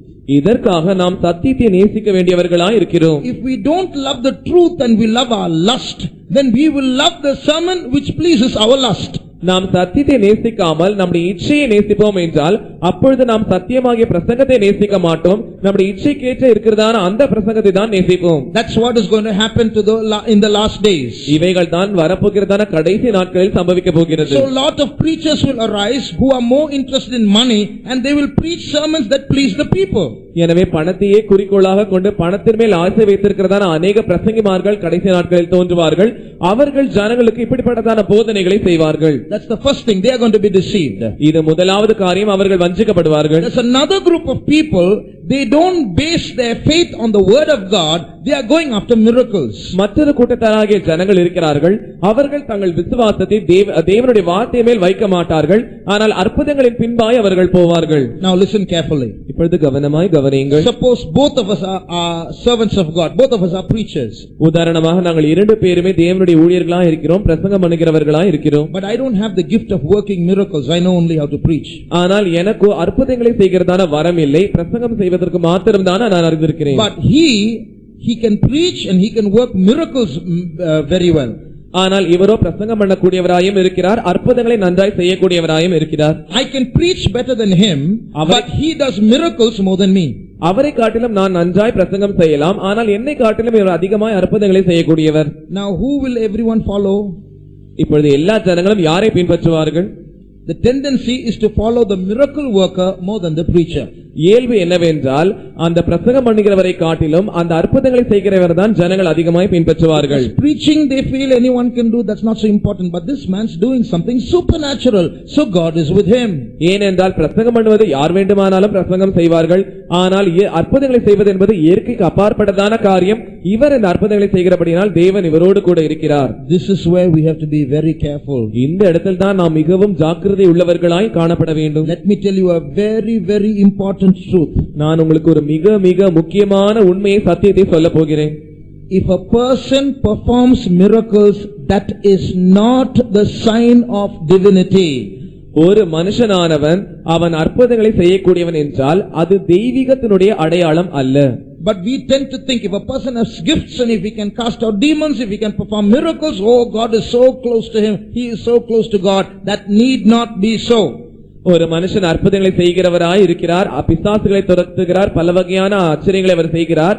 அப்படி அவர் செய்கிறதை நாம் பார்க்கும்போது இவர் தேவனால் தான் இப்படி செய்கிறார், தெய்வீகமாய் இருக்கிறார் என்று நாம் நினைக்கிறோம். அவர் தேவனோடு கூட நெருக்கமாய் இருக்கிறார், தேவன் அவரோடு கூட நெருக்கமாய் இருக்கிறார் என்பது அர்த்தம் அல்ல. It may be so, but it need not be so. ஒருவேளை அது அப்படியும் காணப்படலாம், அப்படிப்பட்டதான விஷயம் இல்லாமலும் இருக்கலாம். So we should not connect gifts with spirituality. A person who is not spiritual also can have gifts operating in him. எனவே வரங்களை நாம் ஆவிக்குரிய விஷயத்தில் சம்பந்தப்படுத்த முடியாது. ஏனென்றால் ஆவிக்குரிய விஷயத்திற்குள் இல்லாமலும் வரங்கள் கிரியை செய்யும், அற்புதங்கள் செய்யப்படும். God can give me gifts to operate. But he trusts in me that I will use those gifts well and I will change later on, but I can become worse and worse and deteriorate in my character. I can become an angry person, I can become a lover of money, and I can still perform these miracles because the gift that he gives he will not take away. தேவன் எனக்கு ஆவிக்குரிய வரங்களை கொடுக்கும்போது அவர் என்னை நம்பி இந்த ஆவிக்குரிய வரங்களை எனக்கு தருகிறார். ஏனென்றால் அதன் மூலமாக அந்த ஆவிக்குரிய வரங்களை நான் சரியான நல்ல வழியில் பயன்படுத்துவேன் என்பதை நினைத்து அவர் அப்படி கொடுக்கிறார். அப்படி நான் நல்ல வழியில் பயன்படுத்தாமல் அந்த ஆவிக்குரிய வரங்கள் எனக்கு இருந்து கொண்டே நான் தெய்வீகம் உள்ளவனாய் இராமல், தெய்வீக சுபாவங்கள் எனக்குள் காணப்படாமல் நான் ஒரு கோபமுள்ள மனுஷனாக, அதிகமாய் பணத்தை நேசிக்கிறதான ஒரு மனுஷனாக மாறி என்னுடைய சுபாவத்தை நான் மிகவும் கீழ்த்தரமானவனாய் மாற்றப்பட்டு என்னுடைய வாழ்க்கையை அழிந்து போவதற்கும் அது காணப்படும். the gifts will continue to operate because the gifts that he gives, he will not take away. அந்த வரங்கள் ஆனால் அப்படியே தொடர்ந்து கிரியை செய்யும். ஏனென்றால் தேவன் ஒருமுறை வரங்களை தந்துவிட்டால் மறுபடியும் எடுத்து விடுகிறவர் அல்ல. So we should not get deceived. எனவே நாம் வஞ்சிக்கப்படாமல் காணப்பட வேண்டும். In a particular country in this world, there is a man who is a miracle worker. He is still there. இந்த உலகத்தில் ஒரு குறிப்பிட்ட நாட்டில் ஒரு மனுஷன் இருக்கிறார். அவர் அற்புதங்களை செய்கிறவர். அவர் இன்றும் உயிரோடு இருக்கிறார். He's healed many people. அவர் अनेक ஜனங்களை சுத்தமாக்கி இருக்கிறார். You can see his services live on the internet. இன்டர்நெட்டில் அவருடைய ஆராதனைகளை நாம் நேரடியாகவே பார்க்கலாம். He even claims to have raised more than 20 people from the dead. 20 ஜனங்களை மரித்தோரிலிருந்து உயிரோடு எழுப்பியதாக அவர் 20 ஜனங்களுக்கு மேலாக அவர் மரித்தோரிலிருந்து உயிரோடு எழுப்பியதாக கூறுகிறார். So he has hundreds and thousands of followers. எனவே அவரை பின்பற்றி ஆயிரக்கணக்கான பின்பற்றுகிறவர்கள் இருக்கிறார்கள். But recently God has been speaking to him something. ஆனால் சமீபத்தில் தேவன் அவரோடு கூட சில விஷயங்களை பேசிக் கொண்டிருக்கிறார். God told him, it seems, don't speak about Jesus. Everybody knows about Jesus. Speak about the angels. தேவன் அவரிடத்தில் இப்படி கூறுவதாக அவர் கூறுகிறார், நீ இயேசுவை பற்றி அதிகமாக கூற வேண்டாம், ஏனென்றால் இயேசுவை பற்றி எல்லாருமே அறிந்திருக்கிறார்கள், நீ தூதர்களை பற்றி பிரசங்கம் பண்ணு. And he speaks about the angel of finance coming and meeting him. அவர் இப்படி தொடர்ந்து கூறுகிறார், நிதியின் தூதன் வந்து அடிக்கடி தன்னை சந்திப்பதாக. What is that angel of finance? அந்த நிதியின் தூதன் என்றால் என்ன? What is that? Don't speak about Jesus, speak about the angel. இயேசுவை பற்றி பேச வேண்டாம், தூதர்களை பற்றி பேசு என்று கூறுகிறாரே, இது என்ன? So the tendency is, when a person performs miracles and he can raise dead people, everything he says is what God says. எனவே மனித இயல்பு என்னவென்றால், ஒரு மனுஷன் 20 பேர்களுக்கும் மேலான ஜனங்களை மரித்தோரிலிருந்து உயிரோடு எழுப்பினபடியினால் தேவன் இவரோடு கூட இருக்கிறது என்று தான் ஜனங்கள் நம்புவார்கள். And whatever he says is what God says. அவர் என்னவெல்லாம் சொல்லுகிறாரோ அது தேவன் தான் சொல்லுகிறார் என்று. So if the angel of finance comes to meet me, oh, that must be real, God has told me. And God says, don't speak about Jesus, speak about the angel. Oh, that's what must be what God said. எனவே அந்த நிதியின் தூதன் வந்து தன்னை சந்திக்கிறார் என்று சொல்லும்போது, ஆம் உண்மைதான், தேவன் அப்படிதான் அவரிடத்தில் இடைப்படுகிறார் என்று நினைக்கிறார்கள். நீ இயேசுவை பற்றி கூற வேண்டாம், தூதர்களை பற்றி கூறு என்று சொன்னால், ஆம் தேவன் தான் இப்படி சொல்கிறார் என்று நினைத்து விடுகிறார்கள். So if we give importance to miracles and don't give importance to the truth, and we don't love the truth, we will fall into these deceptions. That is the tail of the dragon. எனவே நாம் அந்த சத்தியத்தை நேசிக்காமல் அற்புதங்களுக்கு செவி கொடுக்கிறவர்களாய், அற்புதங்களை மாத்திரம் நாம் நம்புகிறவர்களாய், அற்புதங்களுக்கு அதிகமாக முக்கியத்துவம் கொடுக்கிறவர்களாய் இருந்தால் அந்த பிசாசின் வாளானது நம்மை இழுத்துவிட்டு கீழே தள்ளிவிடும். In a particular place, maybe 200 or 300 miles from here, kilometers from here, ஒரு குறிப்பிட்ட இடத்தில் அதிகபட்சமாக 200 அல்லது 300 கிலோமீட்டர் இங்கே இருந்து தூரத்தில் இருக்கிறதான ஒரு குறிப்பிட்ட இடத்தில் there is a church. ஒரு சபை இருக்கிறது. It's a church where only rich people gather. அந்த ஆலயத்தில் பணக்கார ஜனங்கள் கூடுகிறதான ஆலயமாய் அது இருக்கிறது. And my grandparents were members of that church. என்னுடைய தாத்தா பாட்டியானவர்கள் அந்த சபையினுடைய அங்கத்தினராய் இருந்தார்கள். If you go to the church, they will sing only Christian songs. நீங்கள் அந்த ஆலயத்திற்கு செல்வீர்கள் என்றால் அவர்கள் வெறும் கிறிஸ்தவ பாடல்களை மாத்திரம் தான் பாடுவார்கள். People there are very pious. அங்கே இருக்கிற ஜனங்கள் மிகவும் பக்தி உள்ளவர்கள். I spoke to one of my uncles who was a member of that church. அந்த சபையில் இருக்கிறதான அங்கத்தினராய் இருக்கிறதான என்னுடைய மாமா ஒருவரிடத்தில் நான் பேசினேன். He always speaks about holiness. அவர் எப்பொழுதுமே பரிசுத்தத்தை பற்றி தான் பேசுவார். And always speaking spiritual things. He won't engage in frivolous conversation or unnecessary conversation. எப்பொழுதுமே அவர் ஆவிக்குரிய விஷயங்களை மாத்திரம் தான் பேசுவார், தேவையில்லாததான பேச்சுகளை அவர் பேச மாட்டார். So they look godly. எனவே அவர்கள் பக்தி உள்ளவர்களாய் தோன்றினார்கள். At the same time, the leaders of the church were like prophets. ஆனால் அதே நேரத்தில் அந்த சபையை நடத்தினதான நடத்திப்புக்காரர்கள் தீர்க்கதரிசிகளாய் இருந்தார்கள். Suddenly he'll point, the leader of the church will point to a particular person. அந்த சபையை நடத்துகிறவர் திடீரென்று ஒரு குறிப்பிட்ட நபரை குறிப்பிடுவார். And say, go to the 3rd street from here. இங்கே இருந்து நீ 3வது தெருவுக்கு போக வேண்டும். Turn right. வலது பக்கமாய் திரும்ப வேண்டும். Go to the 5th house on the left. இடது புறத்தில் இருக்கிறதான 5வது வீட்டிற்கு நீ போக வேண்டும். When you ring the doorbell, a woman with a green sari will open the door. அங்கே இருக்கிறதான அந்த வீட்டினுடைய அழைப்பு மணியை நீ அழைக்கும் போது அங்கே அந்த வீட்டிலிருந்து பச்சை நிறத்தில் புடவை கட்டிருக்கிறதான ஒரு பெண் வருவாள். And you invite her to our meeting, she will come. நீ வந்து அந்த பெண்ணை நம்முடைய கூட்டத்திற்கு அழைக்க வேண்டும், அவள் வருவாள். So this person will go to the 3rd street, go to the 5th house on the left, ring the doorbell. When the door opens, it will be a woman with a green sari who is opening the door and coming. இந்த நபர் அவர் சொன்னபடியே அந்த மூன்றாவது தெருவுக்கு சென்று வலது பக்கமாக திரும்பி இடதுபுறத்தில் இருக்கிறதான ஐந்தாவது வீட்டிற்கு சென்று அழைப்பு மணி அழுத்தும் போது அந்த பச்சை நிற புடவை அணிந்ததான அந்த பெண் வருவாள். So their prophecies were so accurate. அவர்கள் தீர்க்க தரிசனமானது மிகவும் சரியாய் காணப்பட்டது.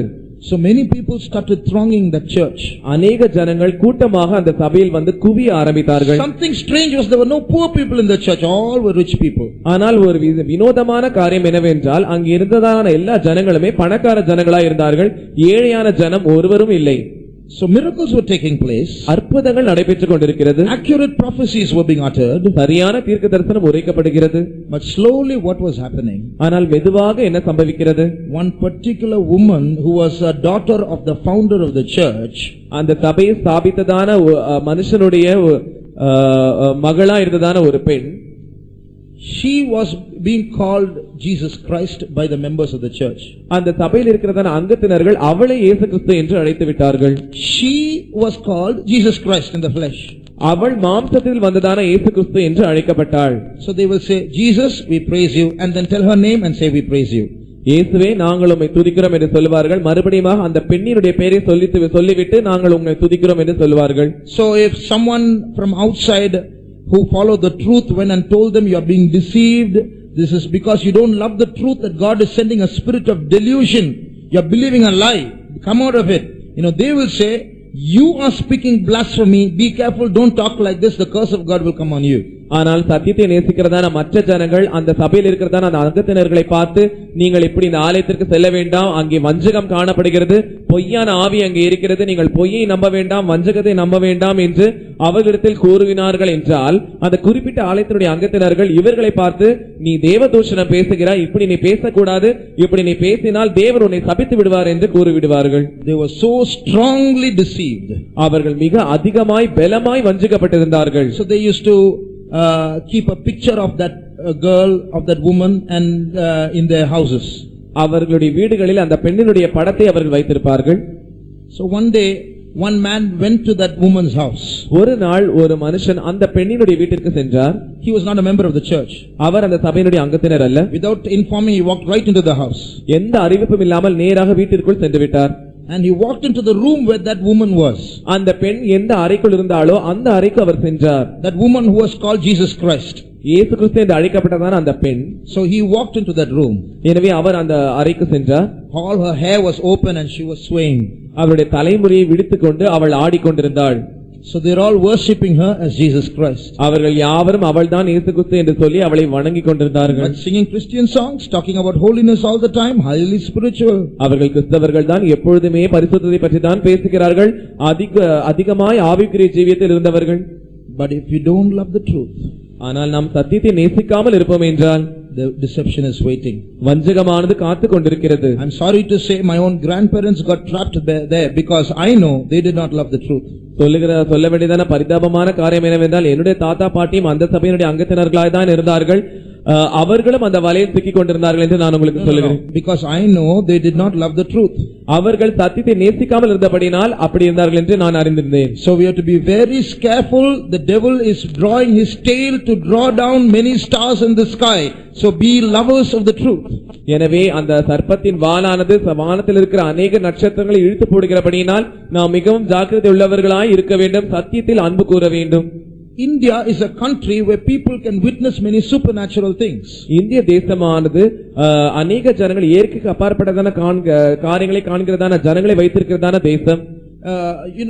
In other religions also supernatural things take place. In Islam, in Hinduism, so many supernatural things takes place. மற்ற மார்க்கங்களிலும் இஸ்லாம் மார்க்கத்திலும் இந்து மார்க்கத்திலும் அநேக இயற்கைக்கு அப்பாற்பட்ட காரியங்கள் சம்பவிக்கிறது. So because of that, even when we come to the Christian world, when we start following Jesus, we try to follow those things and give it a kind of a sign of divinity or spirituality. அதே நிமித்தமாக நாம் கிறிஸ்தவர்களாக மாறிவிட்டாலும் கூட, இயேசுவை பின்பற்றுகிறவர்களா இருந்தாலும் கூட, அந்த பழைய விஷயங்களையே நாம் பின்பற்றி அதற்கு தெய்வீகம் என்கிறதான ஒரு அடையாளத்தை கொடுத்து விடுகிறோம். I am talking to the believers of the church. நான் சபையினுடைய விசுவாசிகளோடு கூட பேசுகிறேன். Supposing you are sick, உதாரணமாக நீங்கள் வியாதி உள்ளவராய் இருக்கிறீர்கள். how do we get healed? நாம் எப்படி சுகமடைகிறோம்? We wait upon the Lord. நாம் தேவனுக்காய் காத்திருக்கிறோம். We sanctify ourselves. நாம் நம்மை சுத்திகரித்துக் கொள்ளுகிறோம். God sends His word. தேவன் தம்முடைய வார்த்தையை அனுப்புகிறார். We claim that promise. நாம் அந்த வாக்குத்தத்தத்தை உரிமை பாராட்டுகிறோம். And His word becomes our medicine. அவருடைய வார்த்தை நமக்கு மருந்தாய் மாறுகிறது. And that healing comes through the word of God. இப்படி தேவனுடைய வார்த்தையின் மூலமாக நமக்கு சுகம் கிடைக்கிறது. He sends His word and heals us. அவர் தம்முடைய வார்த்தையை அனுப்பி நம்மை குணமாக்குகிறார். Man shall not live by bread alone, but by every word that proceedeth out of the mouth of God. மனுஷன் அப்பத்தினாலே மாத்திரமல்ல, தேவனுடைய வாயிலிருந்து புறப்படுகிறதான ஒவ்வொரு வார்த்தையினாலும் பிழைக்கிறான். But that's a very long method. ஆனால் இது ஒரு நீண்ட கால அனுபவம். When you are sick, to come to sit and pray, to wait for word of God, to sanctify yourself, it's a very long method. There's an easier method. நீங்கள் வியாதிப்படும்போது காத்திருக்க வேண்டும், தேவனுடைய வார்த்தைக்காய் காத்திருக்க வேண்டும், உங்களை சுத்திகரிக்க வேண்டும். இது ஒரு நீண்ட கால தொடராய் இருக்கிறது. There's an easier method. ஆனால் இதை காட்டிலும் ஒரு சுலபமான வழி இருக்கிறது. You know what is that? அது என்னவென்று தெரியுமா? Go to the shop, கடைக்கு செல்ல வேண்டும், buy one oil bottle, ஒரு எண்ணெய் பாட்டிலை வாங்க வேண்டும், go to the pastor, பாஸ்டரிடத்தில் செல்ல வேண்டும். pastor please pray and give. Pastor தயவு செய்து இந்த எண்ணெயை ஜெபித்து எனக்கு தாருங்கள். And either put it into the food or apply it on your body and you can get healed. அதை வந்து சாப்பாட்டில் கலந்து சாப்பிடலாமோ, இல்லாவிட்டால் நம்முடைய சரீரத்தை தேய்த்துக் கொள்ளலாமோ, எப்படியாவது நாம் சுகமடைய வேண்டும். Now it might work. ஒருவேளை இது கிரியை செய்யலாம். Because God's power enters the oil when the servant of God prays. ஏனென்றால் தேவ ஊழியர் ஜெபிக்கும்போது தேவனுடைய வல்லமையானது எண்ணெய்க்குள் பிரவேசிக்கிறது. But I'm talking to the believer. ஆனால் நான் விசுவாசிக்கு சொல்லுகிறேன். Remember, we have to build our life not just on oil bottles, we have to build our life on the word of God. There the transformation takes place. நாம் நம்முடைய ஜீவியத்தை அந்த oil பாட்டில் மூலமாக கட்டி எழுப்பக்கூடாது. ஆனால் தேவனுடைய வார்த்தையில் நாம் நம்முடைய ஜீவியத்தை கட்டி எழுப்ப வேண்டும். அதுதான் நம்மை மறுரூபப்படுத்துகிறது என்பதை நீங்கள் நினைவில் கொள்ள வேண்டும். If we are always going to use these shortcut methods to get things done, we are not building our life on the word of God. We won't understand the truth. Next time we will only go after miracles, we can get deceived. எப்போது பார்த்தாலுமே நாம் குறுக்கு வழியை பயன்படுத்திக் கொண்டு தேவனுடைய வார்த்தையின் மேல் நம்முடைய ஜீவியத்தை கட்டி எழுப்பாமல் அந்த வழியை நாம் பின்பற்றிக் கொண்டிருப்போம் என்றால் அடுத்த முறை நமக்கு வரும்போது நாம் அற்புதங்களை நம்பிக்கொண்டிருப்போம். அந்த அற்புதங்களுக்கு பின்பாகவே நாம் சென்று சிக்குண்டு விடுவோம். So we have to find out what the truth is by studying the word of God. தேவனுடைய வார்த்தையை நாம் படிப்பதின் மூலமாக சத்தியம் என்றால் என்ன என்பதை நாம் கண்டுபிடிக்க வேண்டும். It's the word of God that protects us in the truth. தேவனுடைய வார்த்தை தான் நம்முடைய சத்தியத்தில் நம்மை பாதுகாக்கிறது. So we have to find out who those apostles are who are part of the church of God, and we have to keep our fellowship with them, because Satan's tail will not touch those 12 stars. எனவே அந்த அப்போஸ்தலர்கள் யார் என்று நாம் கண்டுபிடிக்க வேண்டும். ஏனால் அவர்கள் தான் சபையினுடைய பகுதியாக இருக்கிறார்கள். அவர்கள் யார் என்று கண்டுபிடித்து நாம் நம்முடைய ஐக்கியத்தை வைத்துக் கொள்ள வேண்டும். இல்லாவிட்டால் அந்த வலுசர்ப்பத்தின் வாளானது நம்மை கீழே இழுத்து தள்ளிவிடும். This serpent's tail cannot touch those 12 stars. இந்த சர்ப்பத்தினுடைய வாளானது அந்த 12 நட்சத்திரங்களை தொட முடியாது. See, Peter went astray. பேதுரு வழி விலகி சென்று விட்டார். There was a situation when St. Paul speaks about Peter who went astray in a certain situation. பரிசுத்த பவுல் பரிசுத்த பேதுருவை பற்றி பேசும்போது ஒரு குறிப்பிட்ட சூழ்நிலையில் அவர் வழி தவறி சென்று விட்டதாக கூறுகிறார். It's written in Galatians chapter 2 verse 13 and 14. No need to read that. அது கலாத்தியர் 2ஆம் அதிகாரம் 13ஆம் 14ஆம் வசனத்தில் எழுதப்பட்டிருக்கிறது, வாசிக்க வேண்டாம். 11 to 14. 11ஆம் வசனத்திலிருந்து 14ஆம் வசனம் வரை. So here we see St. Paul rebukes Peter. பரிசுத்த பவுல் பேதுருவை கடிந்து கொள்ளுகிறார் and corrected him. அவரை திருத்துகிறார். So if Peter was independent and not in the apostolic fellowship, there would have been no one to correct him. பேதுருவானவர் அந்த அப்போஸ்தலருடைய ஐக்கியத்தில் இல்லாமல் சுயாதீனமாய் தனியே இருந்திருப்பார் என்றால் அந்த பரிசுத்த பவுலினால் அவரை திருத்தி இருக்க முடியாது. So when we are in the apostolic fellowship, we are able to correct one another. எனவே நாம் அப்போஸ்தலருடைய ஐக்கியத்தில் காணப்படும்போது ஒருவரை ஒருவர் நாம் திருத்திக் கொள்வதற்கு வாய்ப்பு இருக்கிறது. Because I have servants of God and saints of God above me, when I make mistakes, they are there to correct me. எனக்கு மேலாக தேவ ஊழியரும் பரிசுத்தவான்களும் நியமிக்கப்பட்டிருக்கிறபடியினால், எனவே நான் எப்பொழுதெல்லாம் தவறு செய்கிறேனோ நான் அந்த நேரங்களில் அவர்கள் மூலமாய் திருத்தப்படுகிறேன். Because even I as a preacher, I am telling you so many things, but I can myself be deceived. ஏனென்றால் நான் பிரசங்கியராகிய நான் உங்களுக்கு அநேக விஷயங்களை சொல்லுகிறேன், ஆனால் நானே கூட வஞ்சிக்கப்பட்டு போகலாம். So God has given us a fellowship so that we might be there safe in the truth. எனவே நாம் சத்தியத்தில் பாதுகாப்பாய் பத்திரமாய் இருக்கும்படியாக தேவன் நமக்கு ஒரு ஐக்கியத்தை வைத்திருக்கிறார். When God touched St. Paul, when Jesus visited St. Paul, இயேசு பரிசுத்த பவுலை சந்தித்த போது he didn't visit him through a disciple of the church. அவர் சபையினுடைய சீஷரின் மூலமாக அவர் சந்திக்கவில்லை. It was a direct visitation. அது ஒரு நேரடியான சந்திப்பாய் இருந்தது. But God didn't ask St. Paul to start a new church. God told him, go to Ananias and it will be told you what to do. ஆனால் தேவன் பரிசுத்த பவுலினிடத்தில் நீ போய் ஒரு புதிய சபையை ஆரம்பி என்று சொல்லாமல் நீ போய் அனனியாவினிடத்தில் சென்று என்ன செய்ய வேண்டும் என்று அவனை கேள் என்று கூறினார். So God wants us all to be united in fellowship, united in the truth. எனவே ஐக்கியத்தில் யாவரும் ஒருமைப்பாடாய் இருக்க வேண்டும், சத்தியத்தில் யாவரும் ஒருமைப்பாட்டில் இருக்க வேண்டும் என்று தேவன் நினைக்கிறார். So if there are thousands of churches all working separately, somewhere someone is wrong. எனவே ஆயிரக்கணக்கான சபைகள் ஒவ்வொன்றும் தனித்தனியாக கிரியை செய்து கொண்டிருக்கும் என்றால் ஏதோ ஒரு இடத்தில் ஏதோ ஒரு விஷயம் தவறானதா இருக்கும். So those who are not following the truth are in danger of being drawn by the tail of Satan. எனவே சத்தியத்தை பின்பற்றாதவர்கள் அந்த சாத்தானுடைய வாளினால் இழுக்கப்பட்டு கீழே தள்ளப்படுவதற்குரிய அபாயத்தில் இருக்கிறார்கள். One day a brother in our church was testifying about a certain incident. ஒரு நாள் எங்களுடைய சபையில் இருந்ததான ஒரு சகோதரன் ஒரு குறிப்பிட்ட சம்பவத்தை சாட்சியாக கூறிக்கொண்டிருந்தார். He was a servant of God. அவர் தேவ ஊழியராயிருந்தார். One day a young man came for prayer. ஒரு நாள் ஒரு வாலிபன் அவரிடத்தில் ஜெபிக்கும்படியாய் வந்தான். That man was demon possessed. அந்த மனுஷன் பிசாசினால் பீடிக்கப்பட்டவனாய் இருந்தான். The servant of God placed his hand on the head of that young boy and started rebuking the demon. எனவே இந்த தேவ ஊழியர் அந்த வாலிபனுடைய தலையின் மேல் கையை வைத்து பிசாசை கடிந்து கொள்ள ஆரம்பித்தார். And that demon said, I'm leaving. அந்த பிசாசு எப்படி கூறினது, நான் போய் விடுகிறேன் என்று. You know, I'm Lucifer, but you are too strong for me. The demon said and fell back. உனக்கு தெரியுமா, நான் லூசிபர், ஆனால் நீ என்னை காட்டிலும் மிகவும் பலமுள்ளவனாய் இருக்கிறாய் என்று சொல்லிவிட்டு அப்படியே சரிந்து விட்டான். And the boy became normal. அதற்கு பிறகு அந்த பையன் சரியாய் இயல்பாய் மாறிவிட்டான். So this brother was rejoicing because God had given him power even over Lucifer. இந்த சகோதரன் லூசிபர் மேலும் தேவன் தனக்கு தந்ததான அதிகாரத்தை நினைத்து களி கூர்ந்து கொண்டிருந்தார். So he went to the elder sister in charge of his faith home. எனவே அவருடைய சபையில் இருந்ததான பொறுப்பான சகோதரனிடத்தில் அவர் சென்றார். And was repeating this incident. அந்த மூத்த சகோதரனிடத்தில் இந்த சம்பவத்தை அவர் மறுபடியும் கூறிக்கொண்டிருந்தார். And he said, you know, sister, I was praying for this particular brother and the demon said, I'm Lucifer, but you're too strong for me. See how God has given us power even over Lucifer.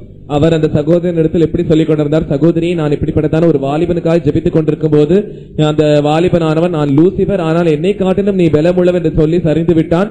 தேவன் நமக்கு Lucifer மேலும் அதிகாரம் தந்திருக்கிறது நினைத்து நான் சந்தோஷப்படுகிறேன் என்று அவர் கூறினார். Immediately the sister asked that brother, do you know what's happening? உடனே அந்த சகோதரி அந்த சகோதரனை பார்த்து என்ன சம்பவிக்கிறது என்று உங்களுக்கு தெரியுமா என்று கேட்டார்கள். Lucifer went out of that brother. Lucifer அந்த சகோதரனை விட்டு வெளியே சென்று விட்டான். Now he is coming behind your mind and he is now putting this thought in your head. Do you know you're stronger than Lucifer? Do you know you're stronger than Lucifer? And you'll keep on thinking you're stronger than Lucifer. Finally he'll come and sit inside you because of your pride. அந்த லூசிபரானவர் அவனுடைய அந்த வாலிபனை விட்டு வெளியே வந்துவிட்டு இப்பொழுது உங்கள் தலைக்கு பின்பாக நின்று கொண்டு உங்கள் மனதிற்கு பின்பாக நின்று கொண்டு, உனக்கு தெரியுமா, லூசிபரை காட்டிலும் நீ வலிமை வாய்ந்தவன், நீ லூசிபரை காட்டிலும் வலிமை வாய்ந்தவன், நீ லூசிபரை காட்டிலும் வலிமை வாய்ந்தவன் என்கிறதான எண்ணத்தை உங்களுக்குள் போட்டுக் கொண்டிருக்கிறான். இது உங்களுக்கு தெரியுமா என்று கேட்டார்கள். No. Finally, because of your pride, Lucifer will come and sit inside you. கடைசியாக உங்கள் பெருமை நிமித்தமாக அந்த லூசிபர் வெளியே இருக்கிறவன் உங்களுக்குள் வந்து உட்கார்ந்து கொள்ளுவான். So you see how clever this cunning demon is. எனவே இந்த தந்திரமுள்ள பிசாசு எவ்வளவு புத்திசாலியாய் இருக்கிறான் என்று பார்க்கிறீர்கள். But because this brother was in the fellowship of those 12 stars, he was able to escape. ஆனால் இந்த சகோதரன் அந்த 12 நட்சத்திரங்கள் உள்ள ஐக்கியத்திற்குள் காணப்பட்டபடியினால் அவர் தப்புவதற்கு வழி இருந்தது. So ask God where the truth is. Ask God to give you a heart that loves the truth and follow the truth. There no Satan or no demon can touch you. எனவே சத்தியம் எங்கே இருக்கிறது என்று தேவனை பார்த்து கேளுங்கள். அந்த சத்தியத்தை நீங்கள் கண்டுபிடித்து விட்ட பிறகு அந்த சத்தியத்தை நேசியுங்கள். அப்படி நீங்கள் சத்தியத்தை நேசிப்பீர்கள் என்றால் எந்த பிசாசும் வந்து உங்களை தொட முடியாது. Now, so these are two groups whom Satan is trying to deceive. சாத்தானானவன் வஞ்சிக்க முயற்சிக்கிறதான இரண்டு கூட்டத்தாராகிய ஜனங்கள் இவர்கள். One, he has the whole world under his deception. ஒன்று, அந்த முழு உலகத்தையுமே அவன் தன்னுடைய கட்டுப்பாட்டின் கீழ் வைத்திருக்கிறான். Secondly, he is deceiving many Christians who are shining like stars in the sky. இரண்டாவதாக உன்னதங்களில் நட்சத்திரங்களைப் போல பிரகாசிக்கிறதான அநேக கிறிஸ்தவர்களை அவன் வஞ்சித்துக் கொண்டிருக்கிறான். Thirdly, he now stands before this woman மூன்றாவதாக அவன் இந்த ஸ்திரீக்கு முன்பாய் நின்று கொண்டிருக்கிறான். And he is fighting with her and wants to devour her man child. அவன் இந்த ஸ்திரீயோடு கூட யுத்தம் பண்ணி இந்த பிள்ளை எப்படியாவது பட்சித்து போட வேண்டும் என்று காத்துக் கொண்டிருக்கிறான். So there is one group of people who are chosen of God who are getting ready to go when Jesus comes. எனவே ஒரு கூட்டத்தாராகிய ஜனங்கள் தேவனால் தெரிந்தெடுக்கப்பட்டதான அந்த ஜனங்கள் அவர்கள் இயேசு வரும்போது போக வேண்டும் என்பதற்காக ஆயத்தப்பட்டுக் கொண்டிருக்கிறார்கள். They are difficult to deceive, but the devil will not leave them either. அவர்களை வஞ்சிப்பது அவனுக்கு கடினமான காரியம்தான். இருந்தாலும் கூட அவர்களையும் அந்த பிசாசானவன் விட போகிறதில்லை. They are growing spiritually, but the devil will not leave them either. அவர்கள் ஆவிக்குரிய ரீதியில் வளர்ந்து கொண்டிருக்கிறார்கள், ஆனால் அவர்களையும் அவன் விட போகிறதில்லை. They want to grow in the character of Christ, they want to become overcomers, but the devil will not leave them either. இயேசுவின் சுபாவத்தில் அவர்கள் வளர விரும்புகிறவர்கள், இயேசு வரும்போது மறுரூபமாக விரும்புகிறவர்கள், ஆனால் அவர்களையும் இந்த பிசாசு விட போகிறதில்லை. But there is something that we must know from this chapter. ஆனால் இந்த அதிகாரத்தில் நாம் அறிந்து கொள்ள வேண்டியதான ஒரு விஷயம் இருக்கிறது. After some time, if you read that chapter 12 of Revelation, this woman is found on the earth. வெளிப்படுத்தல் 12ஆம் அதிகாரத்தினுடைய கடைசி பகுதியில் நாம் வாசிக்கும்போது இந்த ஸ்திரீயானவள் பூமியின் மேல் இருக்கிறதை நாம் பார்க்கிறோம். Then the dragon is also on the earth. வலுசர்ப்பமும் பூமியில் காணப்படுகிறது. In the beginning of the chapter, you see both are in heaven. After some time, both are on the earth.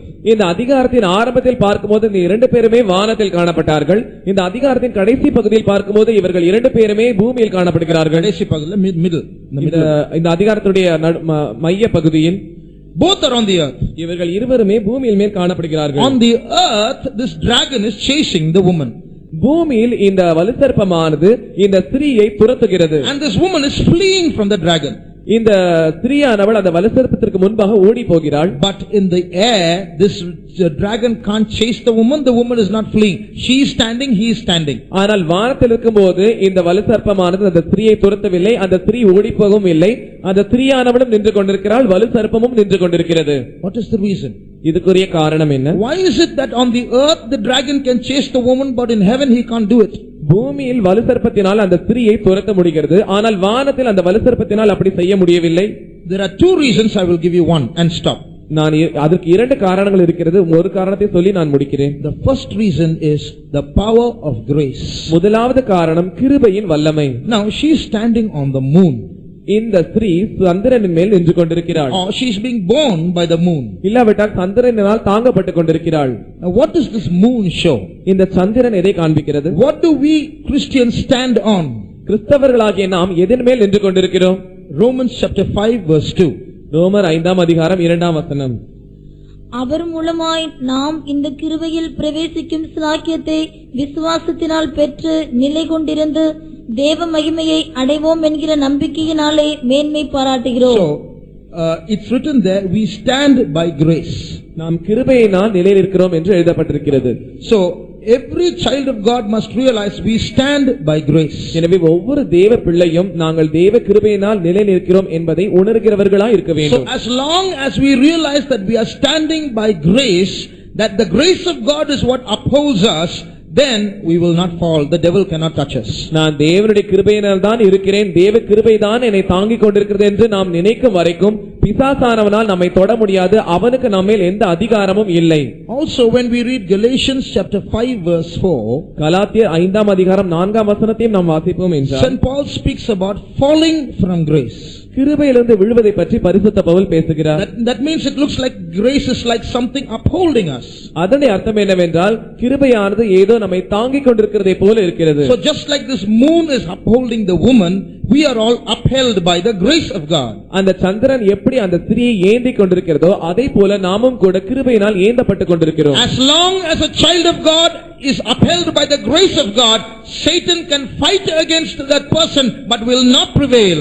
ஒரு தேவ பிள்ளை கிருபையினால் ஏந்தி தாங்கப்பட்டு கொண்டும் வரைக்கும் அந்த பிசாசானவனால் அந்த தேவ பிள்ளையை மேற்கொள்ள முடியாது, ஜெயிக்க முடியாது. He can fight but he cannot prevail. அவன் ஒருவேளை அந்த தேவனுடைய பிள்ளைக்கு விரோதமாய் யுத்தம் பண்ணலாம், ஆனால் அவன் ஜெயிக்க முடியாது. The victory will always be the child of God's when he is in the grace of God. ஜெயம் எப்பொழுதுமே அந்த தேவனுடைய பிள்ளைக்கு தான் கிடைக்கும். ஏனென்றால் அந்த தேவனுடைய பிள்ளை கிருபையின் மேல் தாங்கப்பட்டு கொண்டிருக்கிறது. How to get this grace?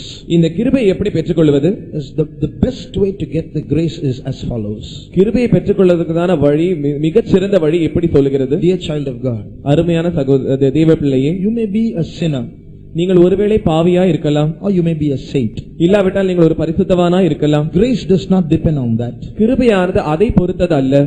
Your grace does not depend on your holiness. உங்கள் கிருபையானது உங்கள் பரிசுத்தத்தை பொறுத்தது அல்ல. God is not going to give grace only to holy people and not give grace to sinners. தேவன் ஏதோ பரிசுத்தவான்களுக்கு மாத்திரம்தான் கிருபையை கொடுத்துவிட்டு பாவிகளுக்கு கிருபையை தராதவர் அல்ல. He is ready to give grace to anyone, sinner or saint, as long as they are humble. அவர் எல்லாருக்கும் கிருபையை தரக்கூடியவராய் இருக்கிறார். பரிசுத்தவானாய் இருந்தாலும் பாவியாய் இருந்தாலும் அவர்கள் தாழ்மை உள்ளவர்களாய் இருந்தால். Usually in the Christian circles, grace and kirubai, they're all girls names. பொதுவாக கிறிஸ்தவ வட்டாரங்களில் கிருபை என்கிறதான அந்த பெயர் எல்லாம் பெண்களுடைய பெயர்கள். But grace is very powerful. ஆனால் கிருபையோ மிக மகா வல்லமை உள்ளது. It is so powerful that the Satan cannot touch people with grace. அந்த கிருபையானது அந்த அளவுக்கு வல்லமை உள்ளவதாய் இருக்கிறபடியால் சாத்தானும் கூட அவனால் தொட முடியாததான நிலவரத்தில் அது காணப்படுகிறது. So humble people are the most powerful people in the world. எனவே தாழ்மையுள்ள ஜனங்கள் தான் இந்த உலகத்தில் மகா வல்லமை உள்ளதான ஜனங்கள். Because God himself is their defense. ஏனென்றால் தேவன் தாமே அவர்களுடைய பாதுகாப்பா இருக்கிறார். No demon in this world can touch a humble person. இந்த உலகத்தில் இருக்கிற எந்த பிசாசும் ஒரு தாழ்மையுள்ள நபரை தொட முடியாது. So dear brother, எனவே அருமையான சகோதரனே, dear sister, அருமையான சகோதரியே, let's put away all our pride. நாம் நம்முடைய எல்லா பெருமையும் அகற்றி விடுவோம். So many kinds of spiritual pride can rule us. அநேக வகையான ஆவிக்குரிய பெருமைகள் நம்மை ஆட்சி செய்து கொண்டிருக்கும். If we have been standing for divine healing for 20 years, we are proud of that. 20 வருஷங்களாக நாம் தெய்வீக சுகத்தில் நாம் நிலைத்திருப்போம் என்றால் அதை குறித்து நாம் பெருமை உள்ளவர்களாக இருக்கிறோம். If you are in this mission for 35 years, I am proud of that. I keep counting 35, 36, 37, 37 and a half. இந்த சபையில் நாம் 35 வருஷங்களாக இருப்போம் என்றால் அதை குறித்து பெருமை உள்ளவர்களாக இருப்போம். நாம் அப்படியே தொடர்ந்து எண்ணிக்கொண்டே இருப்போம். 35, 36 வருஷம், 37 வருஷம், 37.5 வருஷம். All this will be counting. That becomes our pride. இவைகள் யாவும் எண்ணப்பட்டுக் கொண்டிருக்கும். அது நம்முடைய பெருமையாய் மாறிவிடும். Grace is not showered based on our seniority. கிருபையானது நம்முடைய மூப்பு தன்மையை பொறுத்து நம்மேல் அருளப்படுகிறது இல்லை. Maybe we are moral people. No one can pinpoint a mistake upon us. Still, grace of God need not come upon you. You can be in a dangerous spot although you are morally righteous. ஒருவேளை நாம் சன்மார்க்க நெறியுள்ள ஜனங்களாய் இருக்கலாம். நம்மை பற்றி ஒருவருமே எந்த தவறுமே குறை கூட முடியாத அளவுக்கு நாம் காணப்படலாம். நாம் அப்படி காணப்பட்டாலும் அந்த கிருபை நம்மேல் விழாதபடிக்கு நாம் அபாயகரமான பகுதியில் தான் இருக்கிறோம். You can still be attacked by the devil. Be careful. நீங்கள் இன்னும் கூட அந்த பிசாசினால் தாக்கப்படலாம். ஜாக்கிரதையாய் இருங்கள். It's not our righteousness that's our safety. It's the grace of God that is our safety. நம்முடைய நீதியானது நம்முடைய பத்திரம் அல்ல, கிருபை தான் நம்மை பத்திரமாய் பாதுகாக்கிறது. So let us put away all our own righteousness. எனவே நாம் நம்முடைய எல்லாருடைய சொந்த நீதிகளையும் அகற்றி தள்ளி வைப்போம். All filthy rags in the sight of God. அவைகள் யாவும் தேவனுடைய பார்வையில் அழுக்கான கந்தைகளாய் இருக்கிறது. Shall we close our eyes? நாம் நம்முடைய கண்களை மூடுவோம். All those who want the grace of God, தேவனுடைய கிருபை எங்களுக்கு வேண்டும் என்று சொல்லுகிறதான யாவரும், let's all realize we are all in our best state, with our best holiness, with our best righteousness. We are all fit only for hell. நம்முடைய சிறந்த நிலவரத்தில், நம்முடைய சிறந்த பரிசுத்தத்தில், நம்முடைய சிறந்த நீதியில் நாம் காணப்பட்டாலும் நாம் அந்த நரகத்தின் பாதையில் தான் இருக்கிறோம் என்பதை நாம் யாவரும் உணர்ந்து கொள்ள வேண்டும். Only the grace of God has saved us. தேவனுடைய கிருபை மாத்திரம் தான் நம்மை ரட்சித்தது. Only the grace of God has preserved us till now. தேவ கிருபை மாத்திரம் தான் இன்று வரைக்கும் நம்மை பத்திரமாய் பாதுகாத்து வந்து கொண்டிருக்கிறது. The moment we think that we have accomplished anything, we will fall from that grace. நான் தான் இதை நிறைவேற்றினேன் என்று நாம் நினைக்கிறதா அந்த நிமிஷத்திலேயே நாம் கிருபையிலிருந்து விழுந்து விட்டோம். Dear brother, dear sister, அருமையான சகோதரனே, சகோதரியே, do you feel that that dragon is chasing you? அந்த வலுசர்ப்பம் உங்களை துரத்திக் கொண்டிருக்கிறது என்று நீங்கள் நினைக்கிறீர்களோ? It means somewhere you have fallen from the grace of God. அதனுடைய அர்த்தம் என்னவென்றால் ஏதோ ஒரு இடத்தில் நீங்கள் கிருபையிலிருந்து விழுந்து போய் இருக்கிறீர்கள். It means you must humble yourself. அதனுடைய அர்த்தம் நீங்கள் உங்களை தாழ்த்த வேண்டும். It means you have to come back into the grace of God. அதனுடைய அர்த்தம் என்னவென்றால் நீங்கள் மறுபடியும் கிருபைக்கு திரும்பி வர வேண்டும். See if there's any area in your life where you have been boasting. உங்கள் வாழ்க்கையில் ஏதாவது ஒரு பகுதி நீங்கள் மேன்மை பாராட்டுகிறீர்களா என்று ஆராய்ந்து பாருங்கள். What have we to boast against such a great God? அவ்வளவு மகா பெரிய மகத்துவமுள்ள தேவனுக்கு முன்பாக நாம் மேன்மை பாராட்டுவதற்கு நமக்கு என்ன இருக்கிறது? Let us take all our righteousness and put it into the dustbin. நம் எல்லா நீதியையும் எடுத்து நாம் குப்பை தொட்டியில் போடுவோம். Let us go only asking for the mercy of God. நாம் தேவனுடைய இரக்கத்திற்காக மாத்திரம் கெஞ்சுவோமாக. Lord, I am a sinner. ஆண்டவரே, நான் ஒரு பாவி. Lord, I look for your mercy. ஆண்டவரே, உம்முடைய இரக்கத்திற்காக தான் நான் காத்துக் கொண்டிருக்கிறேன். How many say I am an unworthy person in this place? நான் இந்த இடத்தில் ஒரு தகுதி இல்லாத மனுஷன் என்று எத்தனை பேர் சொல்லுகிறீர்கள்? Who was the worst person in this place? Put up your hand. இந்த இடத்திலே மிக மோசமான நபர் யார் இருக்கிறீர்கள்? உங்கள் கரங்களை உயர்த்துங்கள். I only need grace in the sight of God. எனக்கு தேவனுடைய பார்வையில் கிருபை மாத்திரம் தான் வேண்டும். Shall we all close our eyes and humble ourselves? நாம் யாவரும் நம்முடைய கண்களை மூடி நம்மை தாழ்த்துவோமாக. I acknowledge I am the worst person in this place. இந்த இடத்திலேயே நான் தான் மிக மோசமான நபர் என்று நான் ஒத்துக்கொள்கிறேன். I am not exaggerating, this is the truth. நான் அதை மிகைப்படுத்தி கூறவில்லை, இதுதான் உண்மை. We all need to humble ourselves. நாம் யாவரும் நம்மை தாழ்த்த வேண்டியவர்களாய் இருக்கிறோம். Shall we all lift up our voices in humility to the Lord? நாம் தாழ்மையோடு கூட நம்முடைய சத்தங்களை தேவனை பார்த்து உயர்த்துவோமாக. Like that woman is standing on the moon, let us come to that place of safety and stand on the grace of God. அந்த ஸ்திரீயானவள் எப்படி சந்திரனின் மேல் நிற்கிறாளோ அதே போல அந்த பாதுகாப்பான இடமாகிய கிருபைக்கு நாம் பிரவேசிப்போமாக. The moment you come back into the grace of God, that chasing devil cannot chase you. நீங்கள் தேவனுடைய கிருபைக்கு வந்துவிட்ட பிறகு அந்த துரத்துகிறதான பிசாசு வந்து அதற்கு பிறகு உங்களை துரத்த முடியாது. Let your heart humble itself before that mighty God. உங்கள் இருதயமானது அந்த மகா பெரிய மகத்துவமுள்ள தேவனுக்கு முன்பாக தாழ்மைப்படுவதாக. He is God, we are mortal human beings. அவரே ஆண்டவராய் இருக்கிறார், நாம் அழிந்து போகிறதான ஆத்துமாக்களாய் மனுஷர்களாய் இருக்கிறோம். He is most holy, we are filthy sinners. அவர் மகா பரிசுத்தர், நாமோ அழுக்கான பாவிகளாய் இருக்கிறோம். Let us humble ourselves and fall at his feet and ask for his mercy. நாம் நம்மை தாழ்த்தி அவருடைய பாதத்தில் விழுந்து அவருடைய இரக்கத்திற்காக கெஞ்சுவோமாக. As we humble ourselves and ask for his mercy, the grace of God is going to fill your lives. நாம் நம்மை தாழ்த்தி அவரிடத்தில் கிருபையை கேட்கும்போது தானே தேவனுடைய கிருபையானது நம்முடைய வாழ்க்கையை நிரப்பும். Jesus is going to bring you back into his grace. இயேசு மறுபடியுமாய் தம்முடைய கிருபைக்குள் உங்களை கொண்டு வர போகிறார். 1 minute shall we lift up our voices to the Lord. ஒரு நிமிஷம் நாம் நம்முடைய சத்தங்களை தேவன் பக்கமாய் உயர்த்துவோமாக. 1 minute shall we humble ourselves before our maker. ஒரு நிமிஷம் நாம் நம்முடைய சிருஷ்டிகருக்கு முன்பாக நம்மை தாழ்த்துவோமாக. He died for us.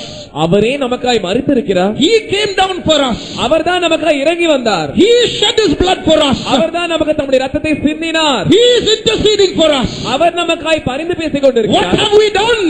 நாம் என்ன செய்திருக்கிறோம்? Nothing. ஒன்றுமே இல்லை. Lord, only your grace, I lean only on your grace, Lord. ஆண்டவரே உம்முடைய கிருபை மாத்திரமே. Thank you, Jesus. Hallelujah. ஆண்டவர் இந்த தேனிய எல்லா ஜனத்தையும் ரட்சித்தபடியால் விசுவாசி ஸ்தோத்திரம் பண்ணும். ஸ்தோத்திரம் ஸ்தோத்திரம் ஸ்தோத்திரம் ஸ்தோத்திரம் ஸ்தோத்திரம் ஸ்தோத்திரம் ஸ்தோத்திரம் ஸ்தோத்திரம் ஸ்தோத்திரம் ஸ்தோத்திரம் ஸ்தோத்திரம் ஸ்தோத்திரம் ஸ்தோத்திரம் ஸ்தோத்திரம் ஸ்தோத்திரம். ஆண்டவர் தம்முடைய வல்லமையான கிரியை இங்கே நடப்பித்துக் கொண்டிருக்கபடியால் ஸ்தோத்திரம் பண்ணும். ஸ்தோத்திரம் ஸ்தோத்திரம் ஸ்தோத்திரம் ஸ்தோத்திரம் ஸ்தோத்திரம் ஸ்தோத்திரம் ஸ்தோத்திரம். அநேருக்கு ரட்சிப்பும் விடுதலை ஆண்டவன் இந்த நேரம் கொடுத்தபடியால் சோத்திரம் பண்ணோம்.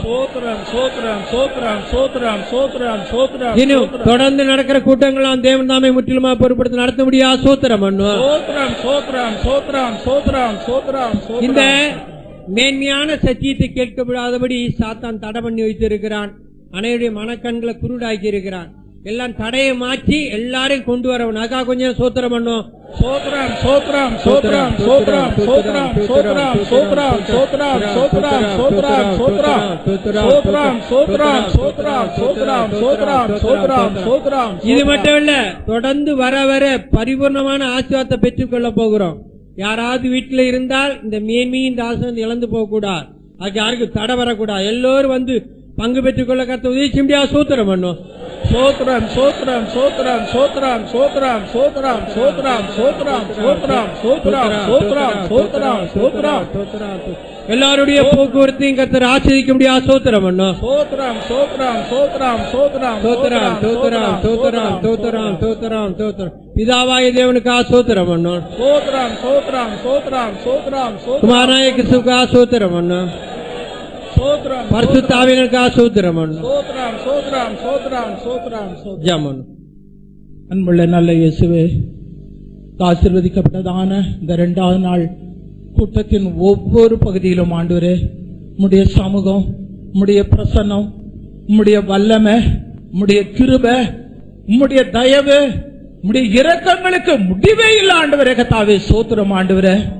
ஆண்டவரே, இந்த கடைசி நாட்களிலும் நாட்கள் பொல்லாதவர்கள் ஆனபடியால் காலத்தை பிரயோஜனப்படுத்திக் கொள்ளுங்கள் என்று சொல்லப்பட்டது போல இந்த கடைசி நாட்களில ஆண்டவரே இந்த கர்த்தாவே கூட்டத்தின் மூலமாக உம்முடைய சமூகத்துல ஆண்டவரே ஒவ்வொரு பகுதியும் ஆண்டவரே எங்களுடைய எல்லா கட்டுகளையும் ஆண்டவரே விடுதலையாக்கத்தக்கதா ஆண்டவரே எல்லா கட்டுகளும் இருந்த ஒவ்வொருவரையும் ஆண்டவரே நாட்களில உம்முடைய ஜனங்களாக விடுதலையாக்கத்தக்கதாக ஆண்டவரே நீர் எங்களோடு கிரியை செய்து கொண்டிருக்கிற தயவுக்காக நன்றோடு துதிக்கிறோமையா. உம்முடைய காயப்பட்ட கரம் ஒவ்வொருவரையும் ஆண்டவரை தொட்டு உம்முடைய வல்லமையினால நிரப்பி கொண்டிருக்கிற தயவுக்காக நன்றோடு துதிக்கிறங்க தாவே. சோத்திரமையா ஆண்டவரே, சோத்திரம் சோத்திரம் சோத்திரம். ஒருவராகிலும் ஆண்டவரே உடைய ராஜ்யத்துக்கு தூரமா போகாதபடி, ஒருவராகல கெட்டு போகாதபடி, எல்லோரும் மனம் திரும்பி ரட்சிக்கப்பட வேண்டும் என்றதானே தேவனுடைய பிரதான இரக்கம் எங்களோடு இருக்கிறபடினால் இந்த கடைசி நாட்களிலும் கூட ஆண்டவரே நீர் எங்களோடு இடைப்படும்படியா, உடைய ஆழமான ரகசியங்களை இந்த நாட்களை வெளிப்படுத்த முடியா. அப்போஸ்தலருடைய உபதேசத்திலும் அந்யோன்யத்தில் அப்பம் ஜபம் பண்ணுகிறதுல உறுதியாக கருத்திருக்க முடியா. இந்த மேலான அப்போஸ்தலருடைய ஐக்கியத்தை இந்த நாட்களில் ஆண்டவரே அண்டிக் கொள்ள முடியா. ஆண்டவரே இந்த நாட்களில் ஆண்டவரே எங்களோடு இடைப்பட்டதாய்வுக்கா நன்றோடு துதிக்கிறங்க தாவே. சோத்திரமையா. அன்றியும் வானத்தில் காணப்பட்டதான அந்த ஸ்ரீ சந்திரனிலே நின்று கொண்டிருந்தாள், சூரியனை தரித்துக் கொண்டிருந்தாள், 12 நட்சத்திர உள்ள கிரீடங்களை அணிந்து கொண்டிருந்தாள். ஆண்டவரே அந்த மேலான தரிசனங்கள் ஒவ்வொரு நாளும் இந்த வெளிப்படுத்தலையும் ஆண்டவரே கேட்டதான ஒவ்வொரு சத்தியங்களும் எங்களுடைய அவிகிருதான ஜீவியத்தில் ஆண்டவரே பலன் உள்ளதாக காணப்படத்தக்கதா உதவி செய்தபடியா நன்றோடு துதிக்கிறங்க தாவே. சோத்திரமையா. ஆண்டவரே எல்லா ஆண்டவரே சாத்தானுடைய வஞ்சிக்கிறதுக்கு எதுவான தந்திரமான எல்லா வல்லமைகளில் இருந்த ஆண்டவரை ஜனங்களை விடுதலையாக்கத்தக்கதா இந்த நாட்கள் நடக்கக்கூடியதான ஒவ்வொரு கூட்டங்களிலும் ஆண்டவரை ஜனங்களை கொண்டு வந்து இந்த கடைசி நாட்களில் நம்முடைய பிரதான ஆசீர்வாதங்களை பெற்றுக் கொள்ளத்தக்கதா உதவி ஆண்டவரே. சோத்திரமையா. ஆண்டவரே தொடர்ந்து நடக்கக்கூடியதான ஒவ்வொரு கூட்டங்களும் ஆண்டவரே உம்முடைய வல்லமையின் ஆண்டவரே கர்த்தாவே பலனில் உம்முடைய ஜனங்கள் பலப்படும்படியா ஆண்டவரே இப்போது நீர் இடப்பட்டது போல ஆண்டவரே ஒவ்வொரு கூட்டத்தையும் ஆண்டவரே இந்த தேசத்துல ஒரு பெரிய எழுப்புதலை தந்து இந்த தேசத்தில் உள்ள ஜனங்கள் ஆண்டவரே ஒவ்வொருவரும் ஆண்டவரே இந்த கட்டுகளிலிருந்து விடுதலையாக்கி ரட்சிப்பை கொண்டு வர போறபடியா நன்றோடு துதிக்கிறங்க தாவே. தேசத்தை கொண்டதான உம்முடைய மேலான நோக்கம் அந்த நாட்கள் நிறைவேற்றி கொண்டிருக்கிறபடியா துதிக்கிறோம் ஆண்டவரே. தொடர்ந்து சமூகம் இருக்கட்டும் ஆண்டவரே. பரிசுத்தவான்களை கரங்களை எடுத்து பாவிக்கத்தக்கதா உதவி செய்தபடியா நன்றோடு துதிக்கிறோம் ஆண்டவரே. வந்தவர்கள் ஒருவரும் ஆண்டவரே வெறுமையா போகாதபடி உடைய நிறைவான ஆசீர்வாதங்களை பெற்றுக் கொண்ட தயவுக்கா துதிக்கிறோம். அவர்களுடைய வாஞ்சிக்கு மீதியாக ஆண்டவரே நீர் கிரியை செய்ய போறபடியா நன்றோடு துதிக்கிறோம் ஆண்டவரே. சோத்திரமையா. ஆண்டவரே இந்த அனுபவம் ஒவ்வொரு நாளும் எங்களுடைய அபிக்கிரி ஜீவத்தில் காத்துக்கொண்டு ஆண்டவரே உம்முடைய வல்லமையின் சத்துவத்தில் பலப்படத்தக்கதா உதவிச்சு மாசற்ற வரைக்கின்ற ஒவ்வொருவரும் தகுதிப்படுத்தும் இயேசுவின் நாமத்தில் வேண்டுகொள்கிறோம் பிதாவே.